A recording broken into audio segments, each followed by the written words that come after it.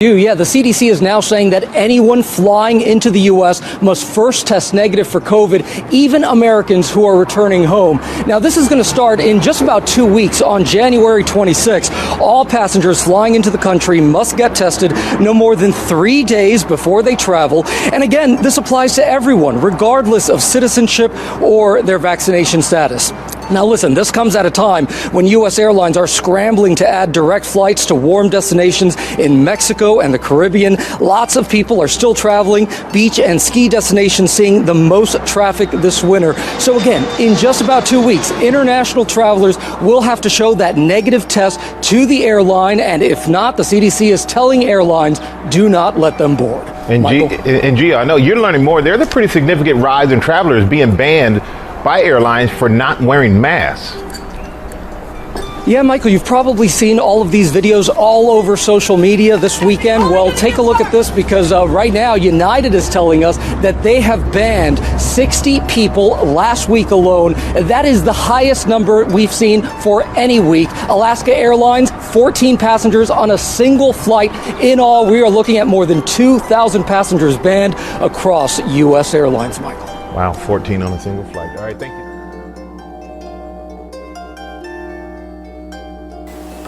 Shalom. First and foremost, I'd like to give all praise to Yahweh, Ba'Hashem, Yahushua, Ba'Hashem Rakakadash. Double honors to the elders and apostles, the great millstone, who are teachers of the truth and sincerity. And a shout out to Yakims out there on the four corners of the earth proclaiming this truth. Bracha the Yahweh, Bracha the Yahushua, Ba'Hashem Rakakadash, Bracha. So, you're looking at, the soon-to-be President-elect Joe Biden and what his plans are now. We already know that he plans to implant everybody with a microscopic tag, but along with that is coming with, the precursors to it, as you can see him specifically naming a group. Guess who that group is?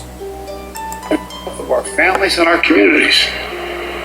It's a critical piece to account for a tragic reality of the disproportionate impact this virus has had on Black, Latinos, and Native American people who are being infected about 4 times the rate of white Americans and dying at nearly 3 times the rate of white. So, you heard it first. His focus is of the disproportionate impact this virus has had on Black, Latinos, and Native American people who are being infected about 4 times the rate of white Americans. And what have we been telling you all along? That it ain't just a black thing, that Negroes, Latinos, and Native Americans are the Israelites. You think these elite Edomites don't know that? Impact this virus has had on Black, Latinos, and Native American people who are being infected about 4 times the rate of white Americans and dying at nearly 3 times the rate of white Americans. Don't believe anything this man says, but he's coming down having great wrath because he knows that he had but a short time. His time to rule is short. Now they're looking to inject you and to pretty much take you out. That's what this is all about. Governor Newsom is addressing the slow rollout. We've got to increase the pace and distribution in the administration of these vaccines. The reality is we need to get these vaccines out of the freezer and we need to get them into people's arms. Santa Clara County is trying to ramp up its vaccinations, but as KPIX5's Devin Feely reports, officials worry they might run out of their supply. Devin? Yeah, the county was depending on the federal government to get them more shipments of the vaccine. But with the news that the federal stockpile has basically been depleted, county officials say they're increasingly alarmed that their supply and therefore their entire operation could be disrupted. It's so organized. I love it. The clockwork order of the county's vaccination site belies the chaos of the system as a whole. 92-year-old Gloria Hertz got her first shot this morning, but it's an open question what the supply of the vaccine will look like 4 weeks from now when it's time for her second shot. If the federal government had done this early on, we wouldn't have so much angst. Santa Clara County had prioritized getting as many people as possible their initial dose of the vaccine, confident until recently that the federal government would restock their supply in time to provide the prescribed second dose. We learned this morning no such stockpile exists. This throws into chaos expectations around vaccine delivery. Santa Clara County accelerated its vaccination efforts this week, giving 6,000 shots a day, 30,000 a week. But the supply issue could throttle or stall all of their hard work. We don't have enough vaccines.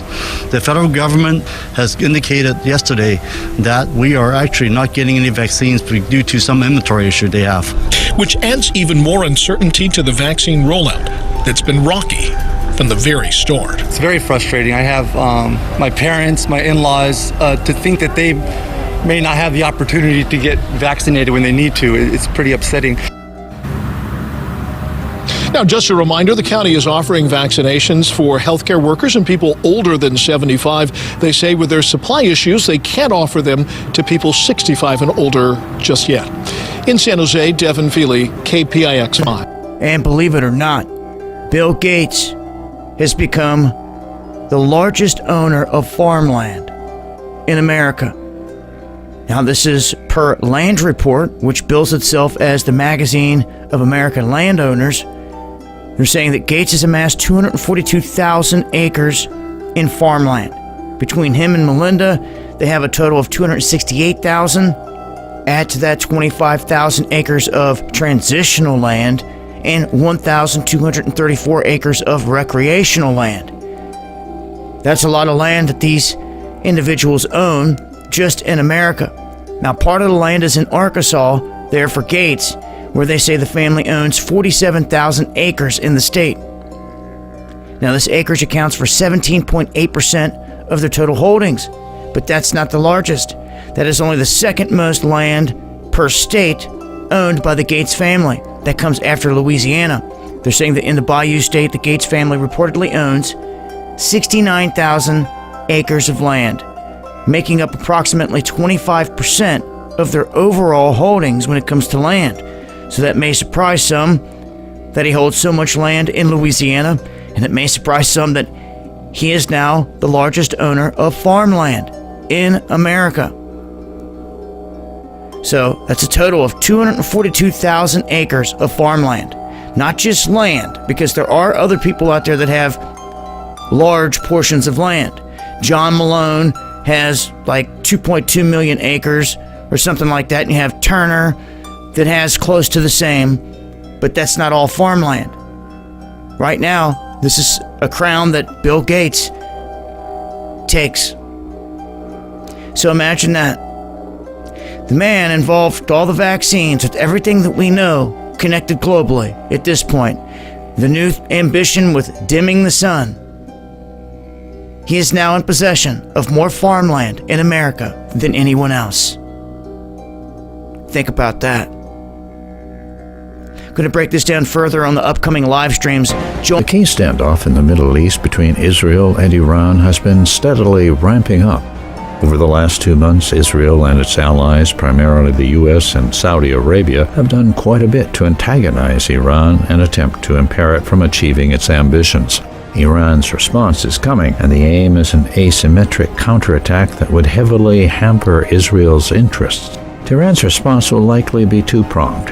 On the one hand, through its proxies and allies, namely the Houthis in Yemen, who are pushing back Saudi Arabia and inflicting heavy losses on it. Iran recently sent advanced suicide drones to Yemen, so Riyadh appears to be in for a surprise. Separately, it's operating through its allies in Iraq and Syria as reports of U.S. convoys suffering explosions are becoming a rather regular occurrence. On the other hand, Iran's nuclear program appears to be developing steadily, and the Wall Street Journal is stoking the flames by claiming that Tehran is nearing production of a key material for nuclear warheads.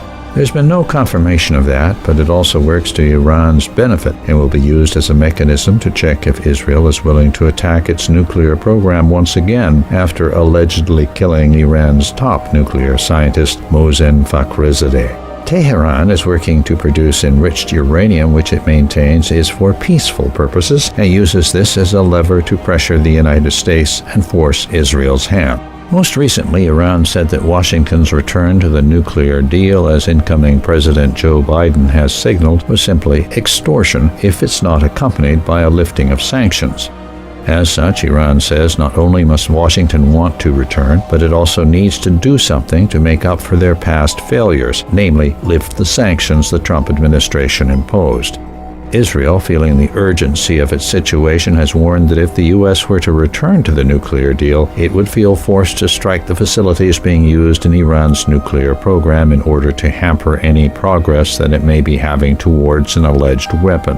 If this really happens, this will easily lead to a large-scale regional war. Currently, Israel and the U.S. have largely played their hands, attacks on various proxy positions, as well as various threats and military deployments. For Iran, the field is wide open, and it's Tehran's turn to make its move. It is likely to be an asymmetric action not focused on a single point of tension, but rather on several. And here we go with more escalations of war. As you know, that in the Valley of Yehoshaphat, the main players is Yemen, Syria, Iraq, and Iran.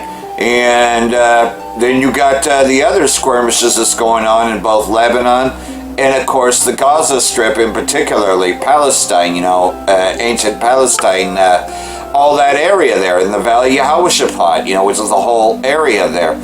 And so pretty much things are escalating, amongst everything. And then don't forget, though, that you also had Armenia, which is where the actual Syrians are. You see, the Syrians have been chased out of their home front, because we know that nowadays Syria is an Arab republic, but yet where are the real Syrians? Well, those are the Armenians, and they've been hunted down too in the home country of Armenia, which is over there in the older parts of Gog, if you will,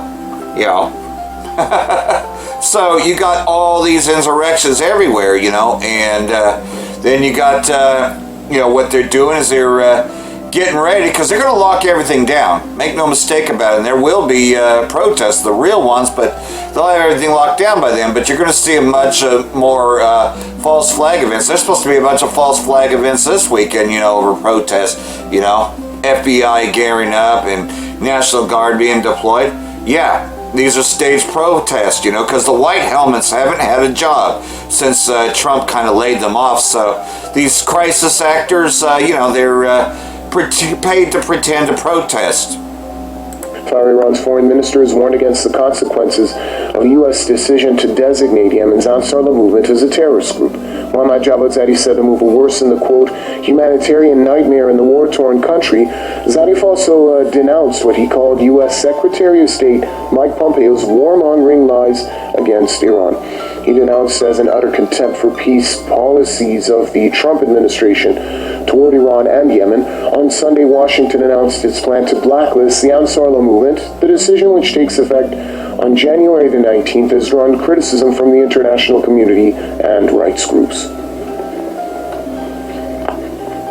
In March 2015, Saudi Arabia and some of its allies launched a war on Yemen. The main aim was to throw out the Ansarullah movement and reinstate former President Abdurabu Mansur Hadi, who had fled to Saudi Arabia after resigning. The war that so far had killed tens of thousands of Yemeni civilians has been described by the UN as the world's worst humanitarian crisis. But right from the beginning, it was the United States and its Western allies that supported the war in different forms, either by supplying weapons to Riyadh or undermining the situation in Yemen. With only a few days left for US President Donald Trump in office, he is still trying to do the most harm to the Yemeni people and offer political assistance to his Arab ally, Saudi Arabia. On Monday, the US designated Yemen's Ansarullah as a terrorist group.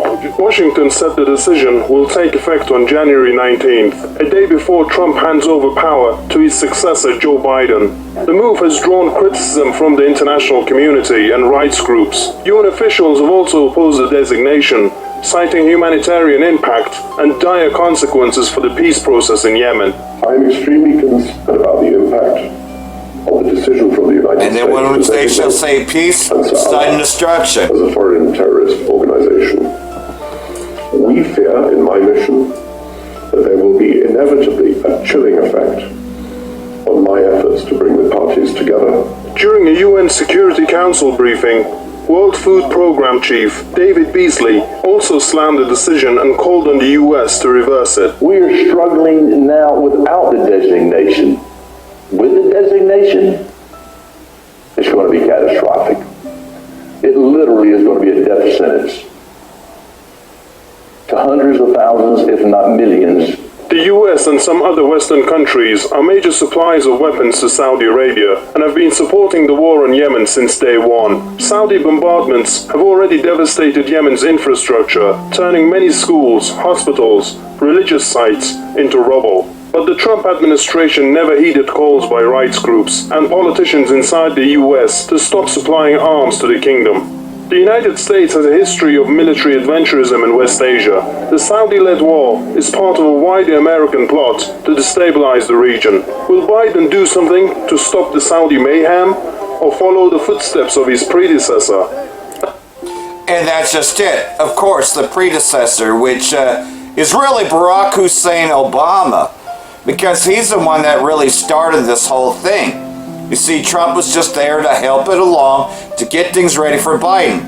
That's all that these, joining heads do, and this whole idea that they don't get along and that, Trump being the worst president ever and all that is nothing more than a shit show, a pony ride, But there are things where Trump did go off. I mean, yeah, he went off script, and he was probably paid to do that. I mean, we're not fooled by this. None of these people are, this is not our rest, so therefore none of these are our leaders to begin with, We're just looking in, and we're hastening to the coming of the day of Yahweh Ba'Shem Yahushai. As we can see, though, that war is breaking out, and eventually it'll go full-blown. Especially once Biden is in there, man, you can best believe that he's going to continue the attacks on Syria as well. Reporting on this ever-changing country here on a daily basis, as we now have Democrats that have introduced legislation to make Washington, D.C. the 51st state in the country. So they say that they are proud to bring up this S-51. And this was introduced by Carper, him and his crew. Tom Carper, if you don't know who that is. They say that this measure seeks to give the residents of Washington, D.C. that pay their federal taxes but have no representative in Congress a voice. Now, the Constitution, if anyone cares, designates the nation's capital as a federal district, the District of Columbia, without former representation in Congress. So that you know. Now, Democrats need the support of at least 10 Republicans inside the Senate to make D.C. a state.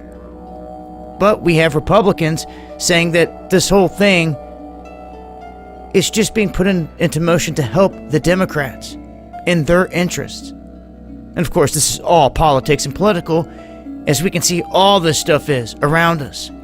Things need to change for the better. And as of right now, this talk is the latest on Capitol Hill and trying to make it a state. We're going to break this down further on the next live stream. Make sure to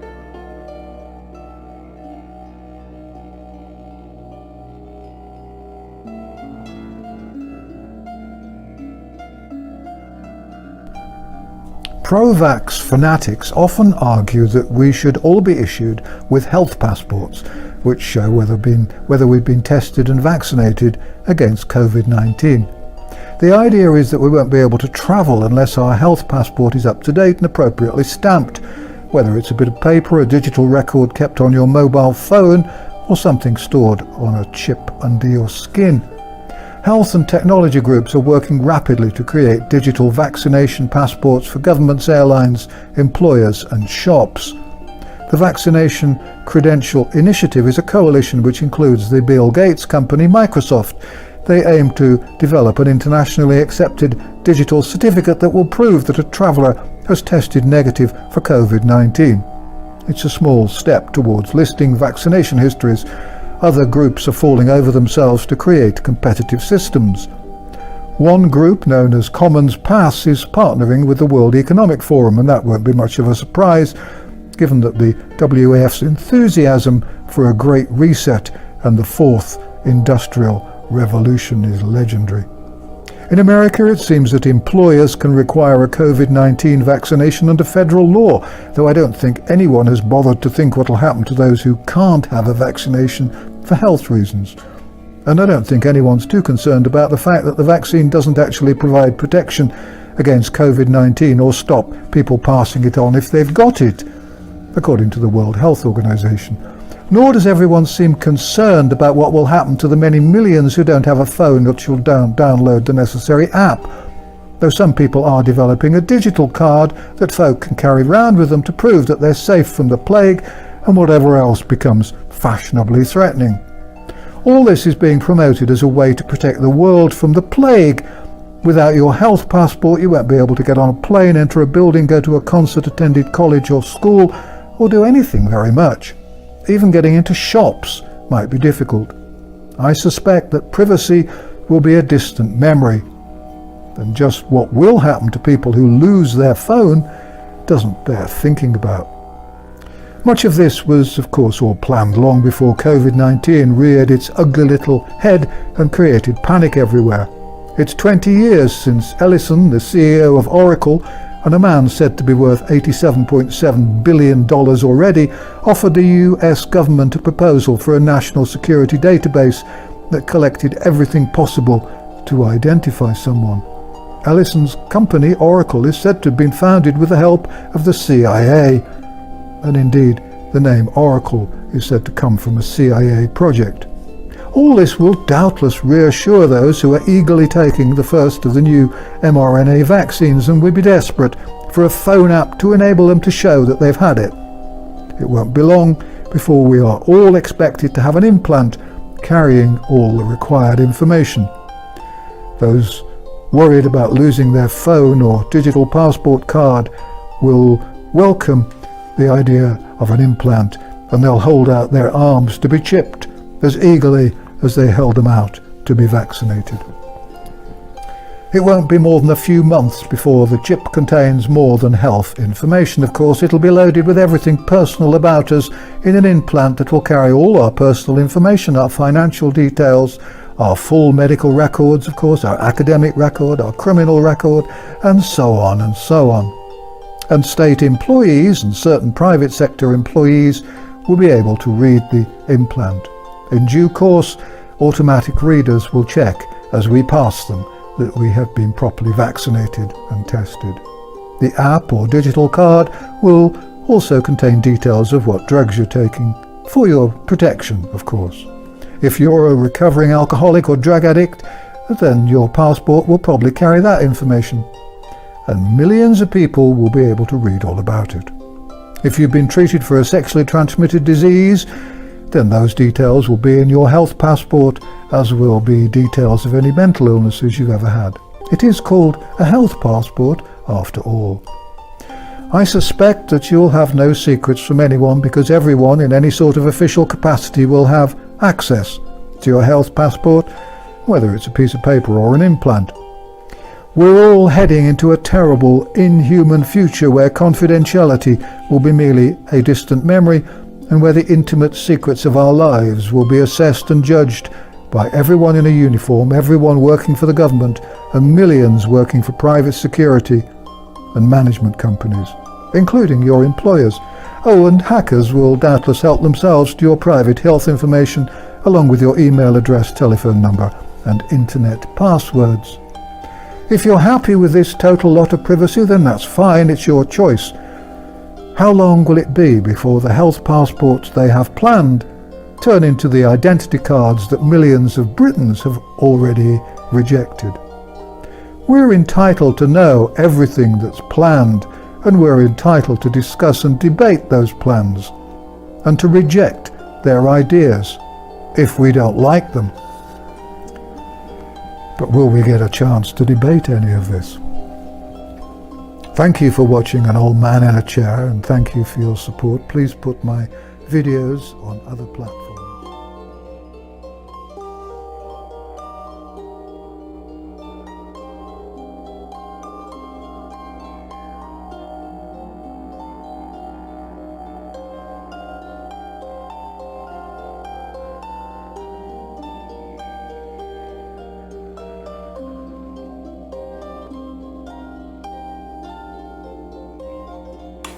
And here's TD Snakes, a prime example on why we tell you not to follow anyone who has a 501c3, you know, because, again, you know, he's telling everybody to get vaccinated. He's telling and when the mark of the beast, the RFID implant is made, he's going to tell people to go get that as well.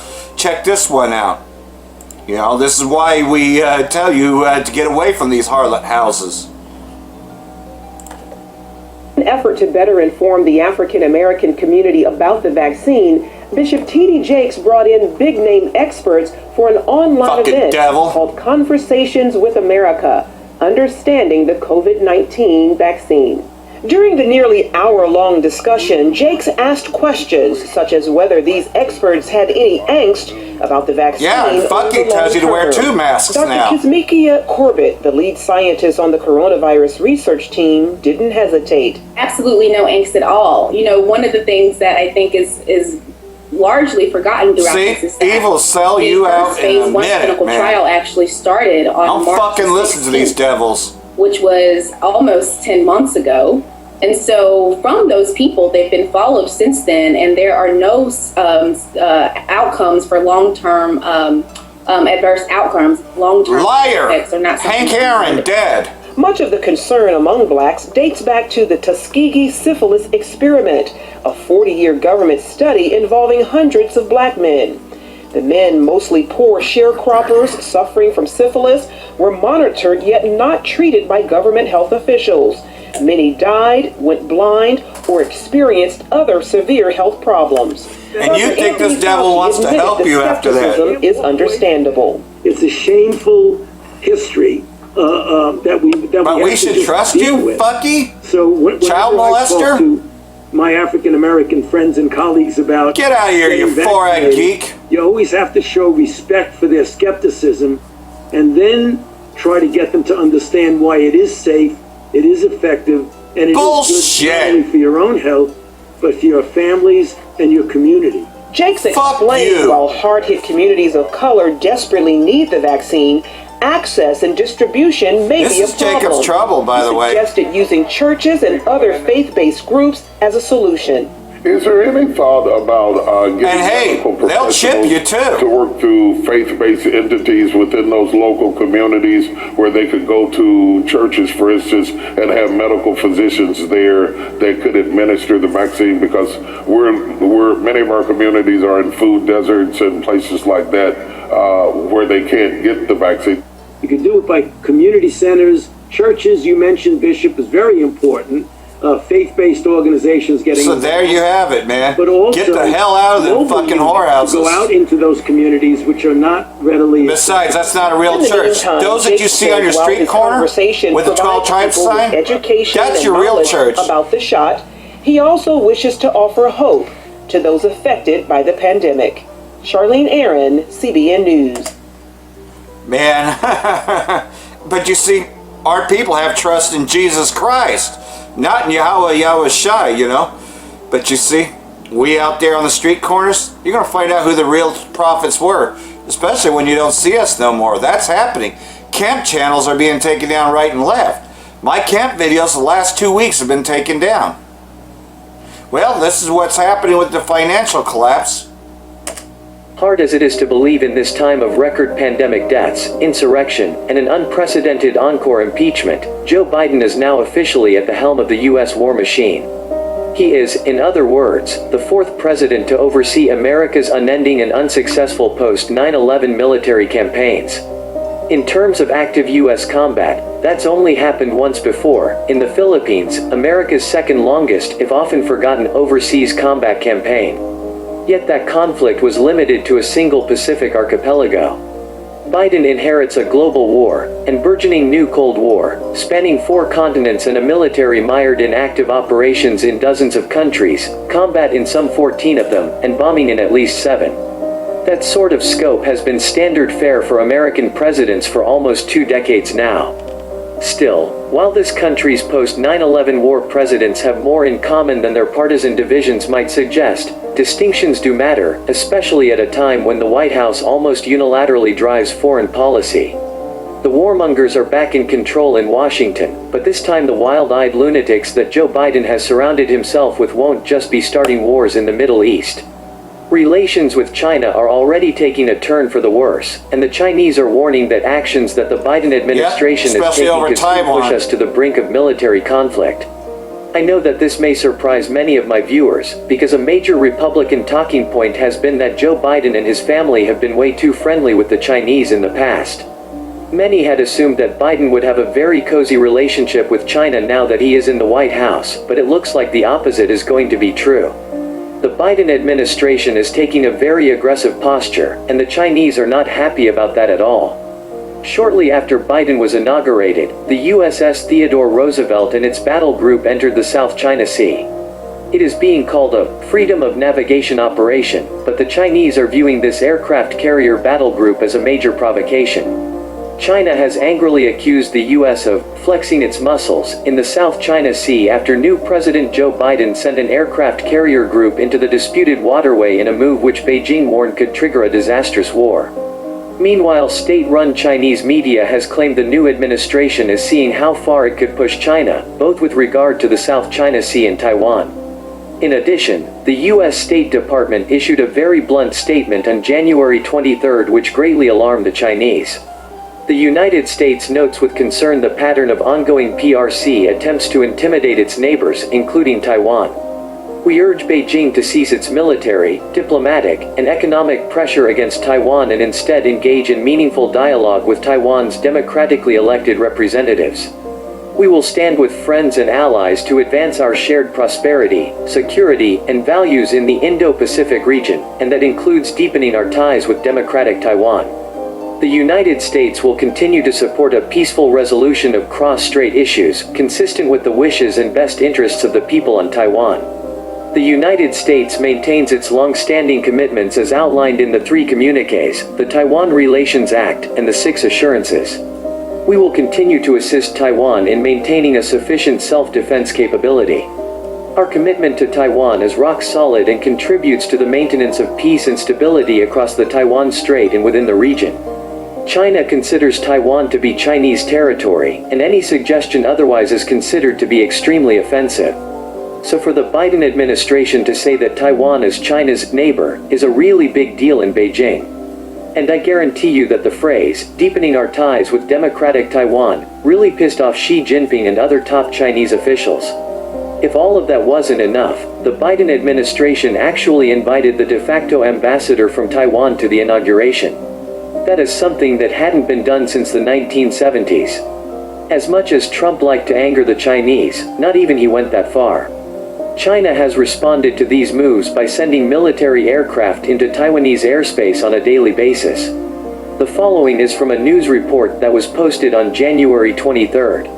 China has breached Taiwan's air defense zone with 8 bombers and 4 fighter jets in a blatant provocation against the autonomous island, sending a clear signal to new U.S. President Joe Biden in the process. CNN's Aditya Rajkal tweeted, Taiwan's defense ministry says that 8 Chinese PLA bombers and 4 fighters have breached island's air defense zone. Airborne alert sorties had been tasked, radio warnings issued and air defense missile systems deployed to monitor the activity. And then on Saturday and Sunday, China sent more planes than ever toward Taiwan. China sent 13 warplanes into Taiwan's Adiz on Saturday and 15 on Sunday.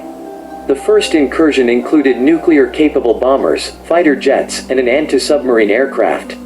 The second incursion featured more anti-sub planes, advanced fighters capable of using stealth technology, and a reconnaissance aircraft. On both days, Taiwan scrambled fighter jets, activated its surface-to-air missile defenses, and broadcast radio warnings to the Chinese planes. I don't think that military action is imminent, but it is important to remember that the Chinese have been rehearsing an invasion of Taiwan for a very long time. So you see, these kings of the East are prepared for war. And it tells you that in the scriptures, woe be unto thee. Syria and Egypt, Asia, which Taiwan is right there in the Asian part. Mostly talking about war with Moab and with Ammon, because that was in World War II, the war against Ammon, and then you got the third world that's coming quickly. But wait, there's more, remember fake masks, well, here we go, man. This is what's going on in Wisconsin. In here in the United States, we have different states that make up this country, and in those states, they have different laws. Wisconsin, being one area here that has a Republican-controlled Senate that is voting to end the governor's face mask order. Now, the lawmakers are arguing that the government has overstepped its authority by extending emergency mandates without the approval of any legislature. So, the state Senate voted 18-13 to pass a joint resolution on Tuesday, deeming that the Democratic governor's emergency health orders are unlawful.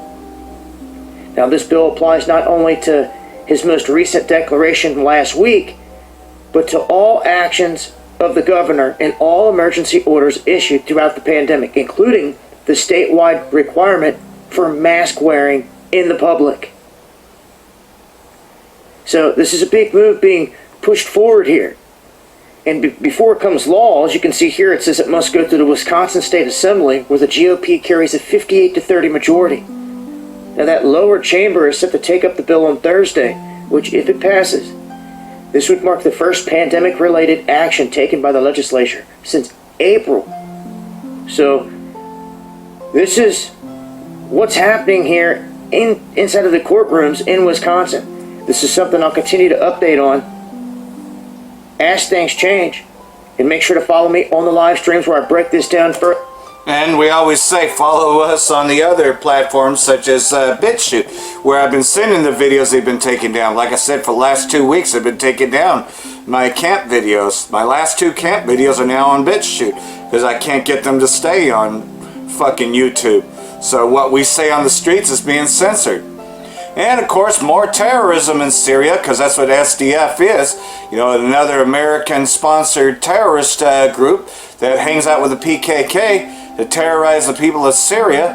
SDF disperses protesters over demonstrating against the siege of Hasaka City. So these people are protesting against the imperialism, you know, against the West occupancy. The Syrian Democratic Forces dispersed protesters on Wednesday that attended a demonstration against the siege imposed on the city by their troops. According to reports, several people gathered in Al-Hasaka's administrative capital to protest the siege imposed by the SDF on the government-held neighborhoods of the city. The report said that the SDF terrorists and Ansar police forces fired gunshots in the area to disperse the crowd and put an end to the demonstration on Wednesday, you know, so total war over there, you know, created by the United States. The protesters tried to break the siege on the security square in the city, amid chants in support of the Syrian government and President Bashar al-Assad. The reports from the administrative capital added, the SDF has not commented on what happened. Well, no, because it makes them look bad, right? They're supposed to be the Syrian Democratic Forces, you know, for the people of Syria. But they don't represent the people of Syria. The people of Syria don't want them there because they're a terrorist group. Iraqi forces destroy ISIS headquarters near the Syrian border. So, here we go. The Iraqi Popular Mobilization Units announced on Thursday that its forces had destroyed the headquarters of the Islamic State terrorist organization in the desert of El Anbar Governorate. According to the Popular Mobilization Units, their forces in the Al Anbar Governorate thwarted a major terrorist plot that was going to be carried out by the terrorist group near the Syrian border, which they would have just passed right through where the United States would have protected them. But you see, the Iraqi military had actually put a stop to this before it happened. Stop a war before it happens. The operations command of the Anbar sector revealed that the population units today the destruction of the new ISIS headquarters in the Al Anbar desert and thwarted a major plot, the PMU statement added. So indeed, they were actually planning another major ISIS operation, but it got thwarted by the Iraqi army. Iranian army spokesman threatens to destroy Tel Aviv if Israel attacks Iran's nuclear facilities. Because, you know, there's been threats of that, you know, by the Israeli state. The spokesman for the Iranian armed forces, Major General Abu Shakani, threatened to destroy Tel Aviv in case Israeli state made any mistake against Iran. Israelis' threats are part of a psychological warfare if they are realistic. Then they are illusions, Shakaji said, adding that the Iranian army will destroy Tel Aviv and erase it if Israeli state commits any stupidity against our nuclear facilities. The Israeli state lives in a state of terror and is too weak to carry out its threats on the ground, he said, adding that the Israeli threat to destroy our nuclear facilities is just illusions and pipe dreams. But you see, the least the flock is going to draw everybody in. They're going to draw America into this war and make their habitations desolate with them, because that's what the scriptures tells us. And then over here, Syria, Iraq affirm necessity of intensifying international relations to confront terrorism. You know, and this major stop of ISIS being able to spring up again is a first sign towards that. Iraqi Foreign Minister Fawad Hussein and the Syrian ambassador in Baghdad, Satan Jada al-Danda, stressed the need for intensifying international efforts to confront terrorism that poses threat to the entire world. A statement by the Iraqi Ministry of Foreign Affairs said that Minister Hussein and Ambassador al-Danda discussed during a meeting on Thursday means of developing bilateral relations between the two countries in a way that serves the interest of the two brotherly peoples. The two sides also discussed the overall regional and international situation and efforts to fight and pursue the remnants of Daesh terrorist gangs. So, and you already know what got carried out. And then you got footage here of the United States training these terror groups. You know, right here, you know, so take a look at what's going on here.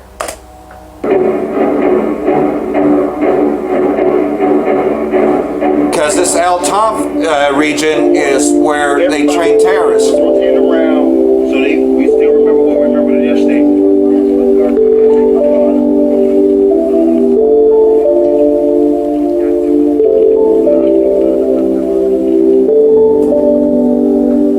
So when we tell you that America supports terrorists, we're not talking out our ass. This is actual proof of it. You know, when you see us on the street corners and we condemn America for training terrorists, that they're still the same terrorists today. And this is why we call you a terrorist, because you train terrorists.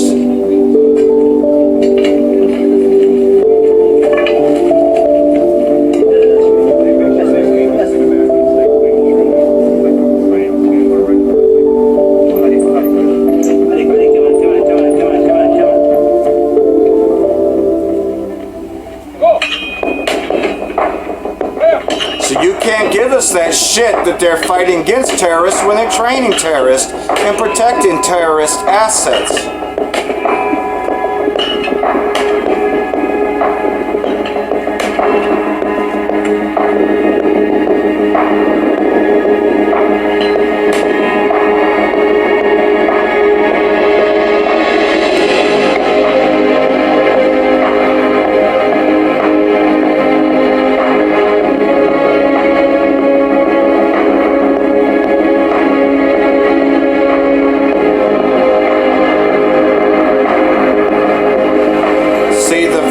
Uncovered. Everybody knows who the terrorists really are. The United States. You gotta be hard to deal with this truth. You can't be no sissy. Okay? And this is based upon the word endure. And here's another fact. There are gonna be some things said in this truth that's hard to understand, that's hard to hear, but it's the truth. And I got that example coming up in the scriptures. Now, before I read that example, let's look at the book of 2 Timothy, the 4th chapter, and the 3rd verse, which says this: "For the time will come when they will not endure sound doctrine." And dealing, especially in this day and age, dealing with a prostitute, which all these women are prostitutes, like I said, based upon the word, which literally means to stand before. And we live in an age where these women are totally vaunting themselves to get attention, to get money, okay, to get sex. This is what they do. So based upon the very word prostitute, which comes from the Latin word, which literally means to stand before, when you go to the etymology of the word, they're all prostitutes. Okay? They are all prostitutes. Now, to say something like that, which is based upon the definition of the word and based upon the nature of these women, to say something like that, certain guys cannot handle it. It's too hard for them. It's a hard saying. And that leads me to the point. There are going to be certain things said in this truth that is a hard saying, but nevertheless it's the truth. Another example, the rape doctrine. A lot of guys were offended by that hard saying. Well, I got a scripture in this Bible right here that you see on screen, the blue letter Bible. I got a scripture where Yahweh Shai himself made a hard saying, and certain guys were offended at it. We're going to take a look at that scripture right after I read the scripture and look up the word endure. Okay, again, 2 Timothy 4:2, for the time will come when they will not endure sound doctrine. So sound doctrine, another word for sound doctrine is the truth. And you got certain guys that no matter how hard it is, they can endure the truth. They can deal with the truth. But then you got certain guys, and those guys are of the elect, the hopeful elect. But then you got certain guys that cannot endure the truth, meaning be hard in accepting the truth, putting away their emotions, putting away their sissified feelings, their soy boy toy feelings, and just dealing with the facts that this is the truth, especially when concerning the women. Anyway, let's take a look at this word endure. Okay? Then we're going to go back and read the scripture again. First, let's take a look at the word endure in the Greek. Okay, in the Greek. Strong's G 430. Anecho. Anecho. And it means to hold up, to hold oneself erect. Now, how do you do that? By denying your emotions? That tends to go against the truth. Okay, denying your feelings. That tends to go against the truth. That's how you stand erect or keep yourself erect, right? To hold oneself erect and firm, right? So that's all part of enduring. To sustain, to bear, to endure. Because you're going to have certain things that are, especially the way we were raised in this world. Most of us, like I said earlier in the last video, most of us were raised with a single mother mentality. And you know how emotional that is. So when you hear certain things in the truth, and it's truth, but the way it comes out and the power of it, you're offended by it because it's too hard for you. You're not enduring hardness as a good soldier. All right? You're not enduring sound doctrine. You're not hard. It's as simple as that, man. All right? Let's look up the word endure. Let's look up endure in the conventional dictionary. And you're going to see the word literally comes from the Latin to make hard. Okay? Like I said, there's certain things that you're going to hear in this truth that is a hard saying, but you got to be hard to deal with it. Okay? As we see here, endure, suffer something painful or difficult. There you go. Okay, so far we're off to a good start. Let's get the etymology of the word. Etymology online. Boom. We're gonna type in the word endure. Because some guys can't endure sound doctrine. Okay? Endure, as we see here, to undergo or suffer, especially without breaking. So just saw an example of the Tampa Israelites breaking, man. Breaking under what was said. All right? That all these women are prostitutes and that you can deal with a prostitute. And this is according to the Bible. This is according to the scriptures. That's part of our history. Some guys are emotional and can't deal with it. They're not enduring sound doctrine. Now here we go. You brothers see it. You clearly see it. Here it is right here. Endure, which is a verb, right? It says make hard, harden, bear, tolerate, keep up, maintain. From the Latin induare, make hard. In late Latin, harden the heart. Okay? Harden the heart. What's a man's heart? His mind. Okay? So that says it all right there. There was a group called Quarter Flash that just came to mind back in the 80s. They released a song. I forgot the name of the lead singer. The name of the group is Quarter Flash. They had a big hit with that song, Harden My Heart. Harden My Heart. Okay? So that's really what we're supposed to do in this truth. Harden our hearts. Okay? Harden our hearts as in no matter how hard the truth is, to just accept it and deal with it. Okay? Let's go back and read the scripture again, and then I'm going to give you the example of a hard saying Yahweh Shai himself said, and certain individuals couldn't deal with it. Okay? So we're back in 2 Timothy 4:3. It says, for the time will come, and we're in that time now, and you've seen perfect examples of this, when they will not endure sound doctrine. And we just looked up the word endure, literally means to make hard. That's where you get the word durable from. Anything that's durable, it can take a licking. Years ago, Timex watches, they had a commercial. It takes a licking and keeps on ticking. That was the slogan for a Timex watch. It takes a licking and keeps on ticking. I remember this. Okay. So that's how we got to be in the truth. We got to take that licking and keep on ticking. All right, that's the very definition of endure. For the time will come when they will not endure sound doctrine, but after their own lusts shall they heap to themselves teachers having itching ears, meaning saying smooth things. And not all the truth is smooth. Some of the truth is sweet, but some of the truth is also bitter. The Bible tells us this, that the truth is bitter and sweet. Okay, you got your sweet parts of the truth. Oh, that's sweet to hear. But then you got your bitter parts of the truth. And we gotta deal with it both. We gotta deal with the bitter as well as the sweet. When the Lord told Ezekiel to eat the roll, not all the roll was sweet. You had a part of the roll that was bitter. Okay? So I guess these guys forgot that. Let's read the next verse. And they shall turn away their ears from the truth. That's usually what happens. And then they start berating, look that word up, they start berating their teachers.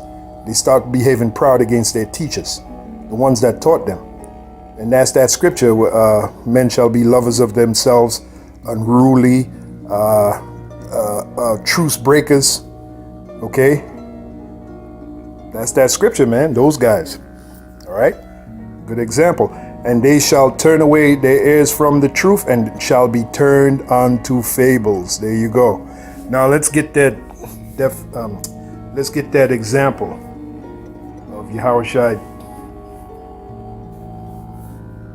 teaching something that was hard to hear, but nevertheless it was the truth.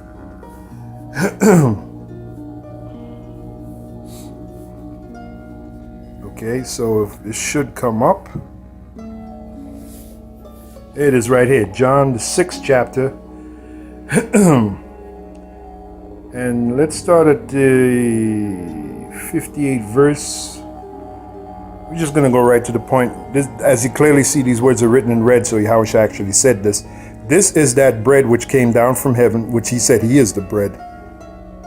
Not as your fathers did eat manna and are dead, he that eateth of this bread. And what was he talking about? Metaphorically, he's talking about the truth that he had, the knowledge that he had, the wisdom that he had, which was the truth, right? That's the bread he was talking about.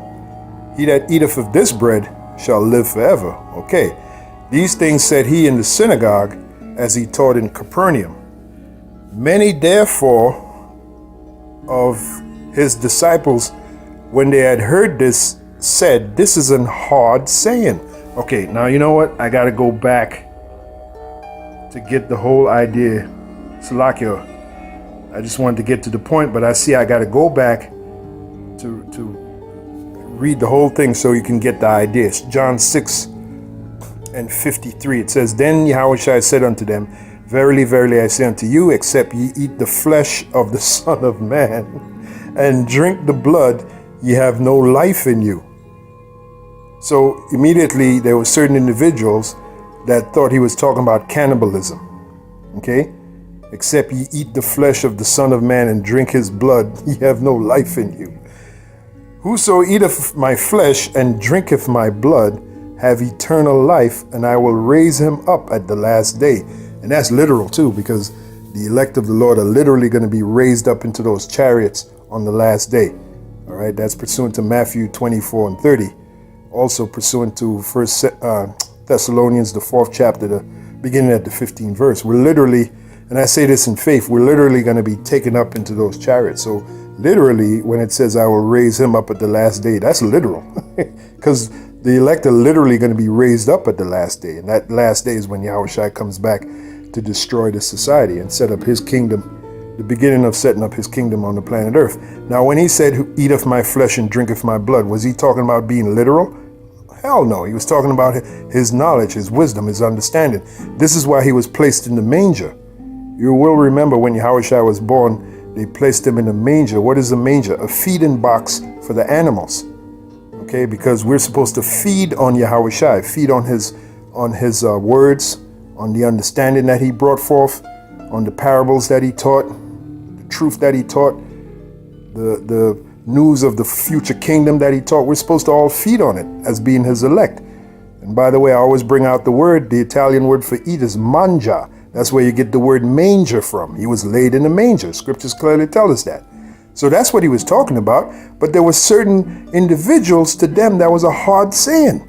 They couldn't understand. Just like today. You know, when Elder Apostle Tal mentioned about the rape doctrine, you had certain Israelites who couldn't endure that hard saying. Now the thing with the prostitute and all of that, you got certain Israelites that can endure that hard saying. And this is an example right here. John 6. We're in the 54th verse now. Whoso eateth my flesh and drinketh my blood have eternal life, and I will raise him up at the last day. Okay, we broke that down. Let's read on. For my flesh is meat indeed, and my blood is drink indeed. And you can only imagine the faces. I always tell you brothers to visualize what you read. You can only imagine the faces of certain individuals who had no idea what Yahushua was talking about. You can only imagine how they were looking at Yahushua. They were looking at him like Yahushua lost his mind. He said, this man is talking about cannibalism. I can't deal with that. I'm out of here. We're going to read it. For my flesh is meat indeed, and my blood is drink indeed. He that eateth my flesh and drinketh my blood dwelleth in me, and I in him, and I in him. Yahushua just kept it going, boy. And Yahushua already knew there were going to be certain guys that were going to be offended at what he was saying. He already knew that. As the living Father hath sent me, and I live by the Father, as so he that eateth me, even he shall live by me. That's right. Reading on, this is the bread which came down from heaven. Now it makes sense. Now you understand what it's saying. This is the bread which came down from heaven, not as your fathers did eat manna and are dead. He that eateth of this bread shall live forever. These things said he in the synagogue, as he taught in Capernaum. Many therefore, it says many now, many therefore of his disciples, when they heard this saying, said, this is an hard saying. Who can hear it? It's the same thing with the rape doctrine. It's the same thing with prostitution. Those are hard sayings that certain individuals just can't hear because they can't endure sound doctrine. Really, they're not hard. They have not hardened their heart to endure sound doctrine. Okay? They're still caught up in the false information of this world, which makes your mind soft. Okay, you got to get hard to the truth. You know, the truth is not always easy to hear. Nevertheless, the truth brings forth what? Life, because it's the truth. When Yahushua knew in himself, John 6 and 61, when Yahushua knew in himself that his disciples murmured at it, he said unto them, doth this offend you?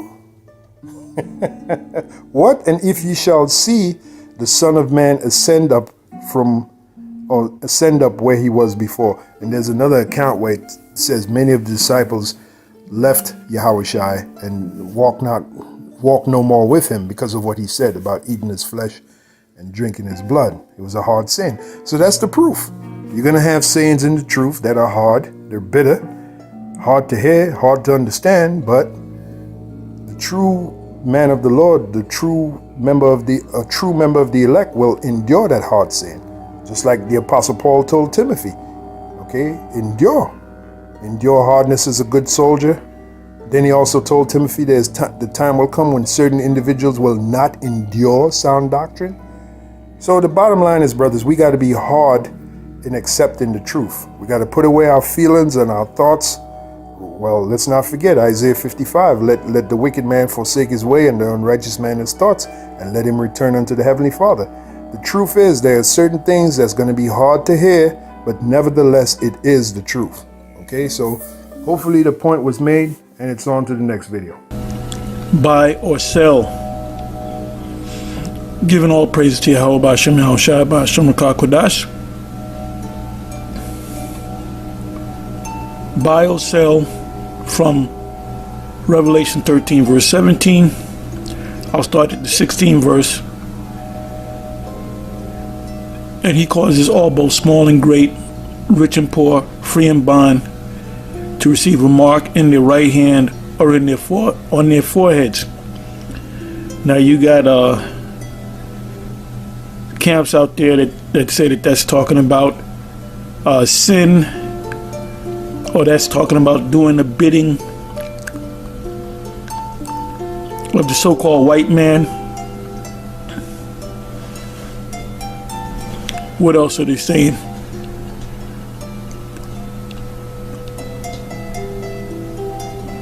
Well, sin. It comes down to sin. Ultimately, these other camps outside of GMS, except for a few other camps, like HODC, they know that the mark of the beast is a chip. They really don't push it. Also, Sakari know that the mark of the beast is a microchip. They push it. They should push it more, because that's the last major prophecy.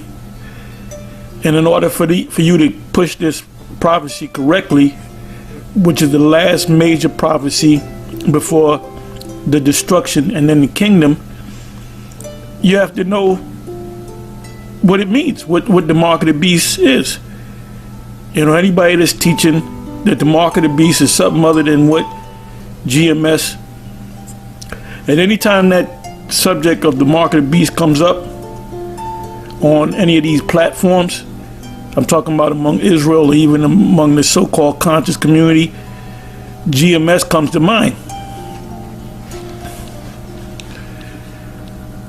Anyway, I said let me read let's pull these two words out from, or three words out from the 17th verse.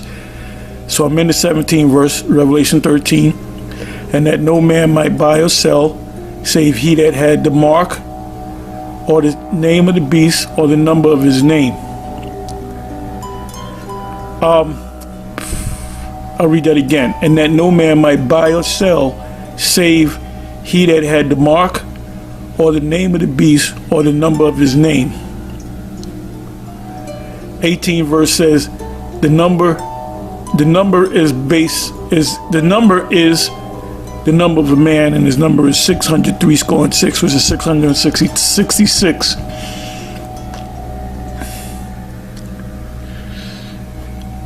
So what these other camps will tell you is that it's a spiritual thing. You know, it's sin. It's not a physical thing that they put in your body. Well, so what they're saying is the mark of the beast is already here. I believe ISUPK did a video of this Jake. I forget the Jake's name. I believe that's the guy that they made the story, The Lone Ranger, which they made a movie out a couple of years back called The Magnificent Seven, which starred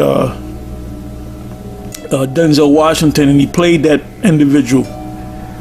And he was like a lawman for Esau. And I think that's what they were talking about. You can put it in the comment section. I can't think of the man's name. Anyway, they said that guy had the mark of the beast.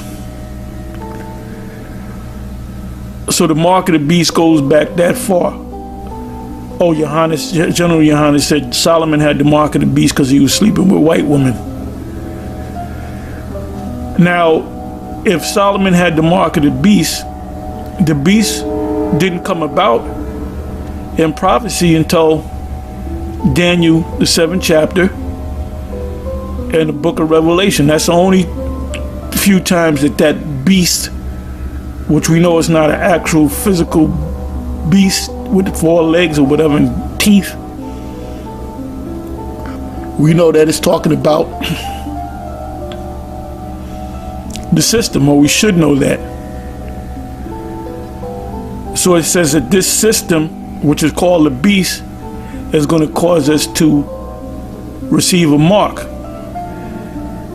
So going back to what others say, like IUIC, they say it's sin.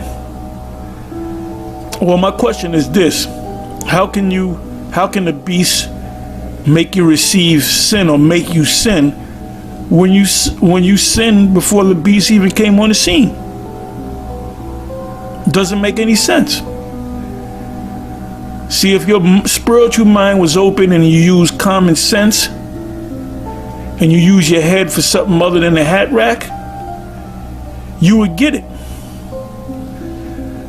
But now the reason why I believe that most of them can't get it is because either the Most High blocked their spirit, where they're not able to get it,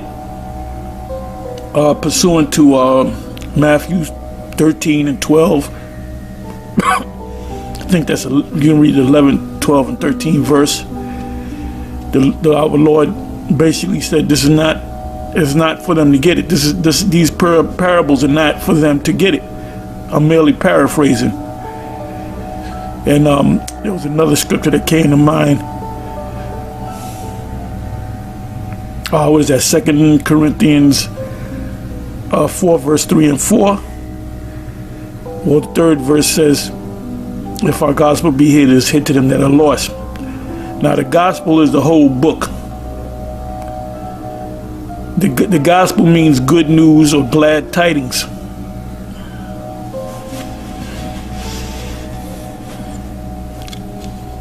So you're supposed to understand the whole book. If you, it's like a road map. Back in the day, before GPS, you had these book road maps or book road map that just opens up into a big map.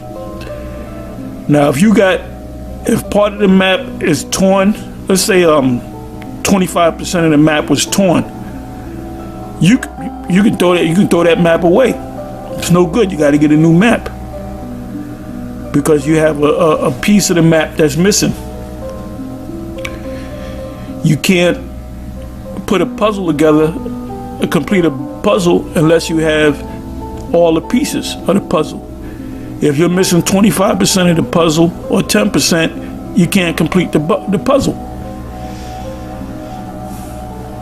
So the same goes for the scriptures. The gospel, Revelation, the 13th chapter, is a part of the gospel. And we're warned not to take it.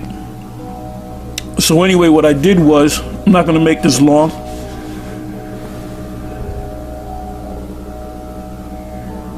So it's definitely not a sin. This what I'm doing right now is called a process of elimination. It cannot be sin because we sinned before the beast came on the scene. We wasn't perfect under the new covenant, and this beast came along and tapped us on the shoulder, and now we sin. Doesn't make any sense. Does not make any sense. Zabak or Priest Zabak said it's more spiritual than anything else. Well, how does let's say it's a spiritual thing. You know, you go to Hollywood and you sign a contract Well, there's only like a celebrity, a singer, an actor. Now, the scriptures say that the whole world will receive this mark, meaning the majority of the world will receive this mark. So it's not talking about actors and NBA, LeBron James and the James Hardens and the Floyd Mayweathers and the Snoop Dogs and Ice Cubes. That means they all got the chip. So they only got the chip along with some Edomite actors. That doesn't make any sense. Process of elimination. Now the word buy or sell, I looked it up.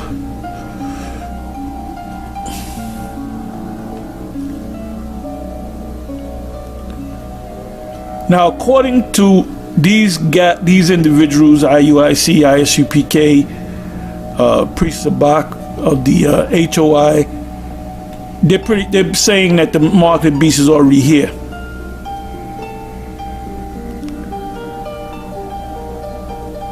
And in order for you to have this mark, you can buy and sell. But guess what? I can buy and sell.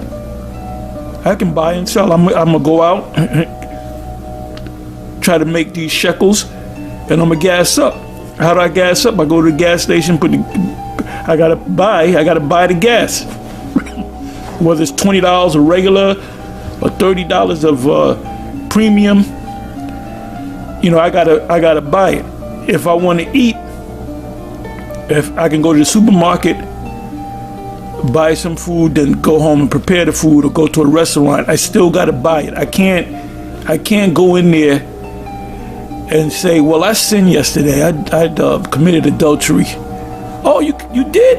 Okay, so we're gonna give you a whole lot of food. We're gonna give you a full tank of gas and a free car wash. There's a thing called fucking logic, man. There's a thing called logic. What's logical? What makes sense? What these guys are saying simply do not make sense.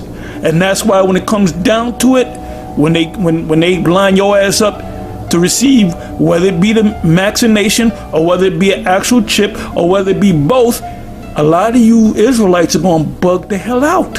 There's going to be a time where you're going to bug the hell out. You're going to be grasping at straws.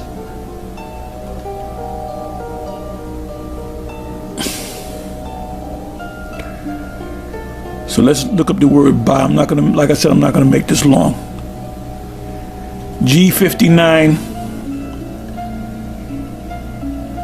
which G stands for Greek. Oh, and by the way, myself, not patting myself on the back, but I was the one that came across the blue letter. That's why everybody, let's go to the blue letter. Where'd they get the blue letter from? They got it from me. All praises to Yahweh B'Shem Yahweh Shai. And I even showed it to the other apostles. They really wasn't into it because they didn't know how to click here and click there, and the Spirit led me how to click. Oh, you can hear the way it sounds in the Greek, and you can go, and it's also a concordance because it gives you everywhere else is written in the scriptures.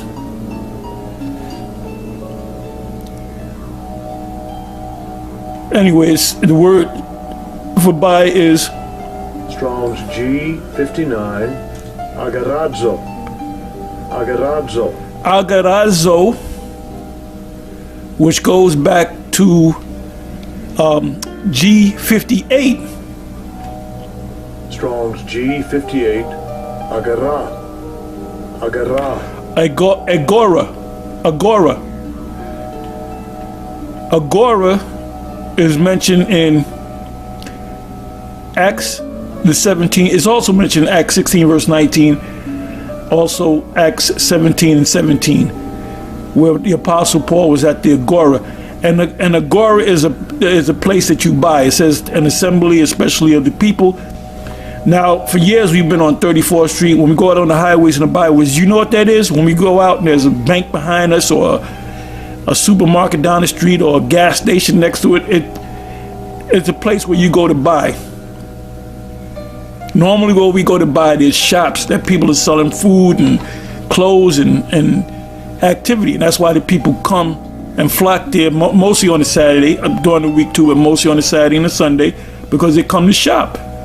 So 34th Street and 7th, that whole area is known as the Agora. In the ancient world, it would be known as the Agora, a place where you buy and sell. But it says an assembly, especially of the people, the place of assembly for public debating. Remember back in about October, had to be about October of 2013 that Sarnetta and Brother Polite came down there, and we had a discussion, and it turned into a debate. It turned into an actual debate. I mean, it was a friendly debate, but it was an actual debate. And where did that happen? Then you had people gather around. It says for elections. That's why when you elect the president, it's given to the public. Joe Biden is the president-elect. It said for trials, for buying and selling, meaning you have money in your pocket, you go to the shop, you give the person the money, which was silver or gold, or you had what's called a barter system. You traded.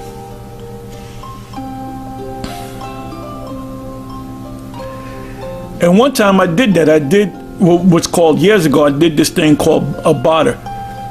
I wanted something, this guy wanted something that I had, and we just traded it, and I think I gave him extra money because the thing that he had was a little bit more expensive than the thing that I was selling him. And it was just an exchange. I'll give you this, you give me that.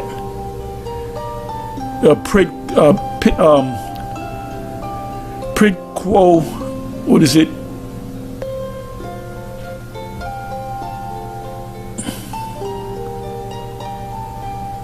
Quid quo, damn, I can't even think of the term. But it means, in Latin, it means to this for that.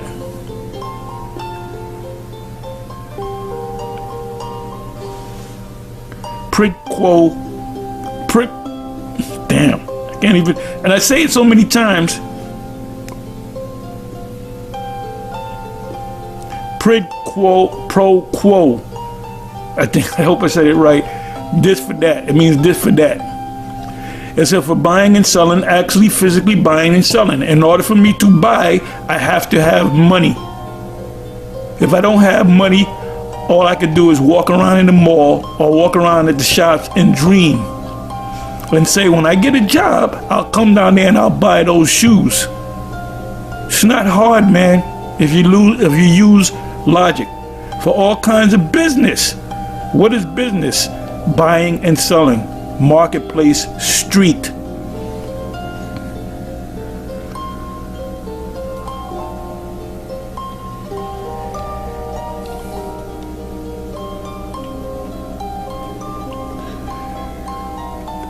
That's for Agora, right? And this is for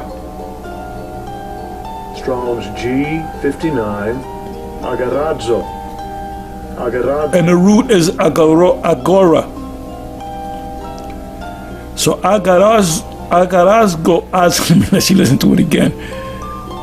Strong's G59, Agarazzo. Agarazzo, which means to be in the marketplace, to attend it, to do business there. So in order for you to do business, you gotta have money. Buy or sell, literally buying or selling, which is an exchange, this for that. A barter of idle people. So when we used to be, when we were on 34th Street for years, we would set up camp and there would always be a crowd. There'd always be a crowd to come together. Then you have people week from week that'll come, they know that we're out there from 2 o'clock till 8 o'clock or whatever the case may be. And they will come around and listen to us. It says of idle people to haunt the marketplace. What do you do in the marketplace? You buy and sell. To lounge there. Some people, when they go to other countries, they go to the marketplace and see if they can get. They lounge around. They eat. They'll look at the rugs or something like that. Like they'll go to Turkey and they'll look at a rug that over here in the States might be $500, but over there you might be able to get it for $200 or $100. That's what a lot of these Edomites do. This is not that hard unless the Most High put a stumbling block in your head. That's another reason why you can't get it. It says probably to go to market, i.e., by implication, to purchase. That means buying, especially to redeem or to buy back. When you get a coupon in the mail for something, this week you get 50% off. So you say, well, let me go down there and get it for, I can't use this coupon anymore. And coupons are really in the form of money. You get half, and sometimes you get coupons for free stuff. If you come down here, free ice creams. But you got to have this coupon. That means to buy back. Literally to buy. To buy. Buy or redeem.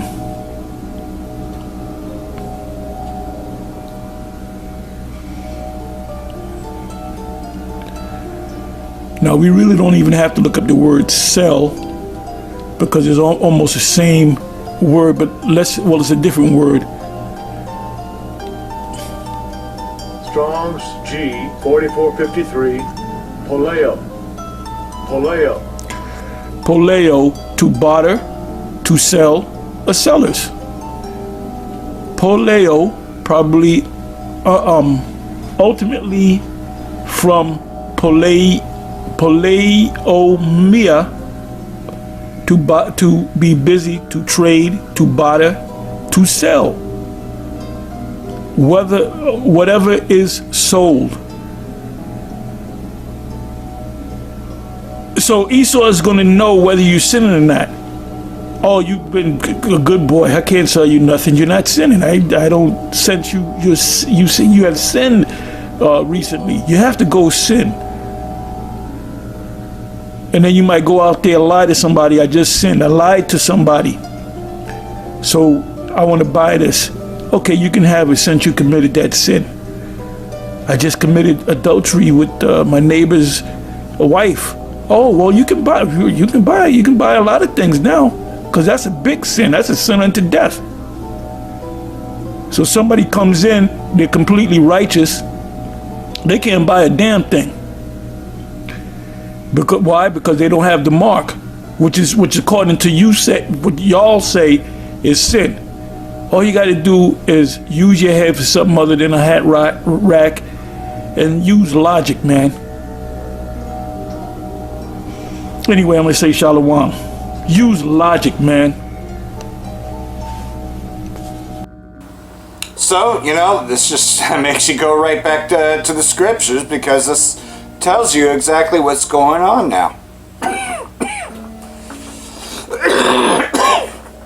Slovakia, I still am trying to recover my voice, but nonetheless, so this is what it says. Woe to you, Babylon and Asia. Woe to you, Egypt and Syria. So you can see that tensions are building up between Babylon and Asia, which is these disputes over Taiwan in Chinese areas. And then you got Egypt, which is another term of Esau, Edom. And you have Syria, which you see everything that's been going on there. Buy none sackcloth and cloth for goat's hair, and wail you children and lament for them, for your destruction is at hand. The sword has been sent upon you, and who is he that turned it back? A fire has been sent upon you, and who is there to quench it? Again, total war is going to happen, and it's going to ultimately end by nuclear destruction. Calamities have been sent upon you, and who is there to drive them away?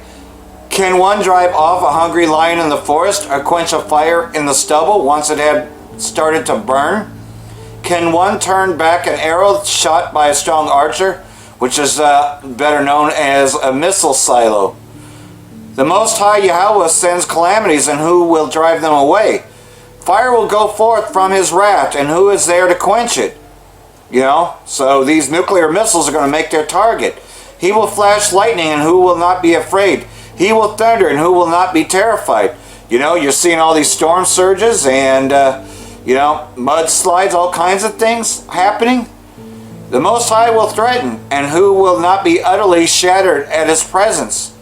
The earth and its foundations quake, the sea is churned up from the depths, and its waves and the fish with them shall be troubled at the presence of the Most High and the glory of his power. For his right hand bends the bow that is strong. Again, talking about these nuclear missiles. And his arrows that shoot are sharp, and when they are shot to the ends of the world, they will not miss. Not one of them will miss. So you see all that's happening. You know, the fire is kindled and shall not be put out until it consumes the foundations of the earth. So everybody's going to be caught in World War III if you ain't a part of the elect.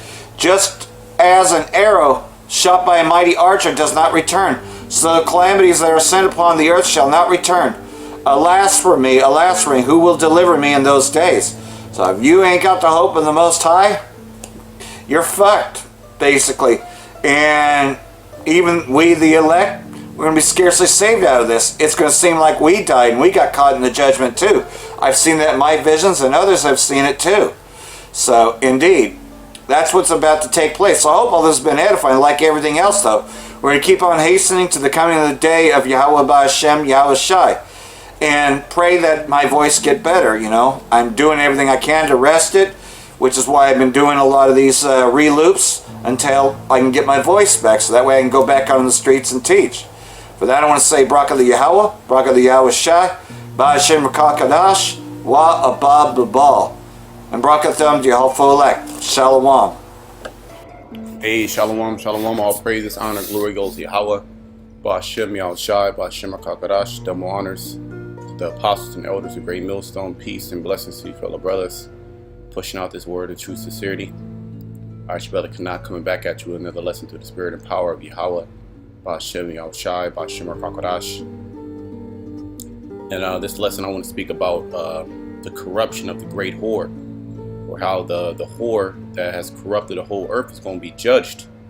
Okay, and that whore spoken about in the scriptures is speaking about Babylon the Great, as well as, you know, there's an actual judgment for a Israelite woman, particularly those of, you know, that come from the tribe of Levi.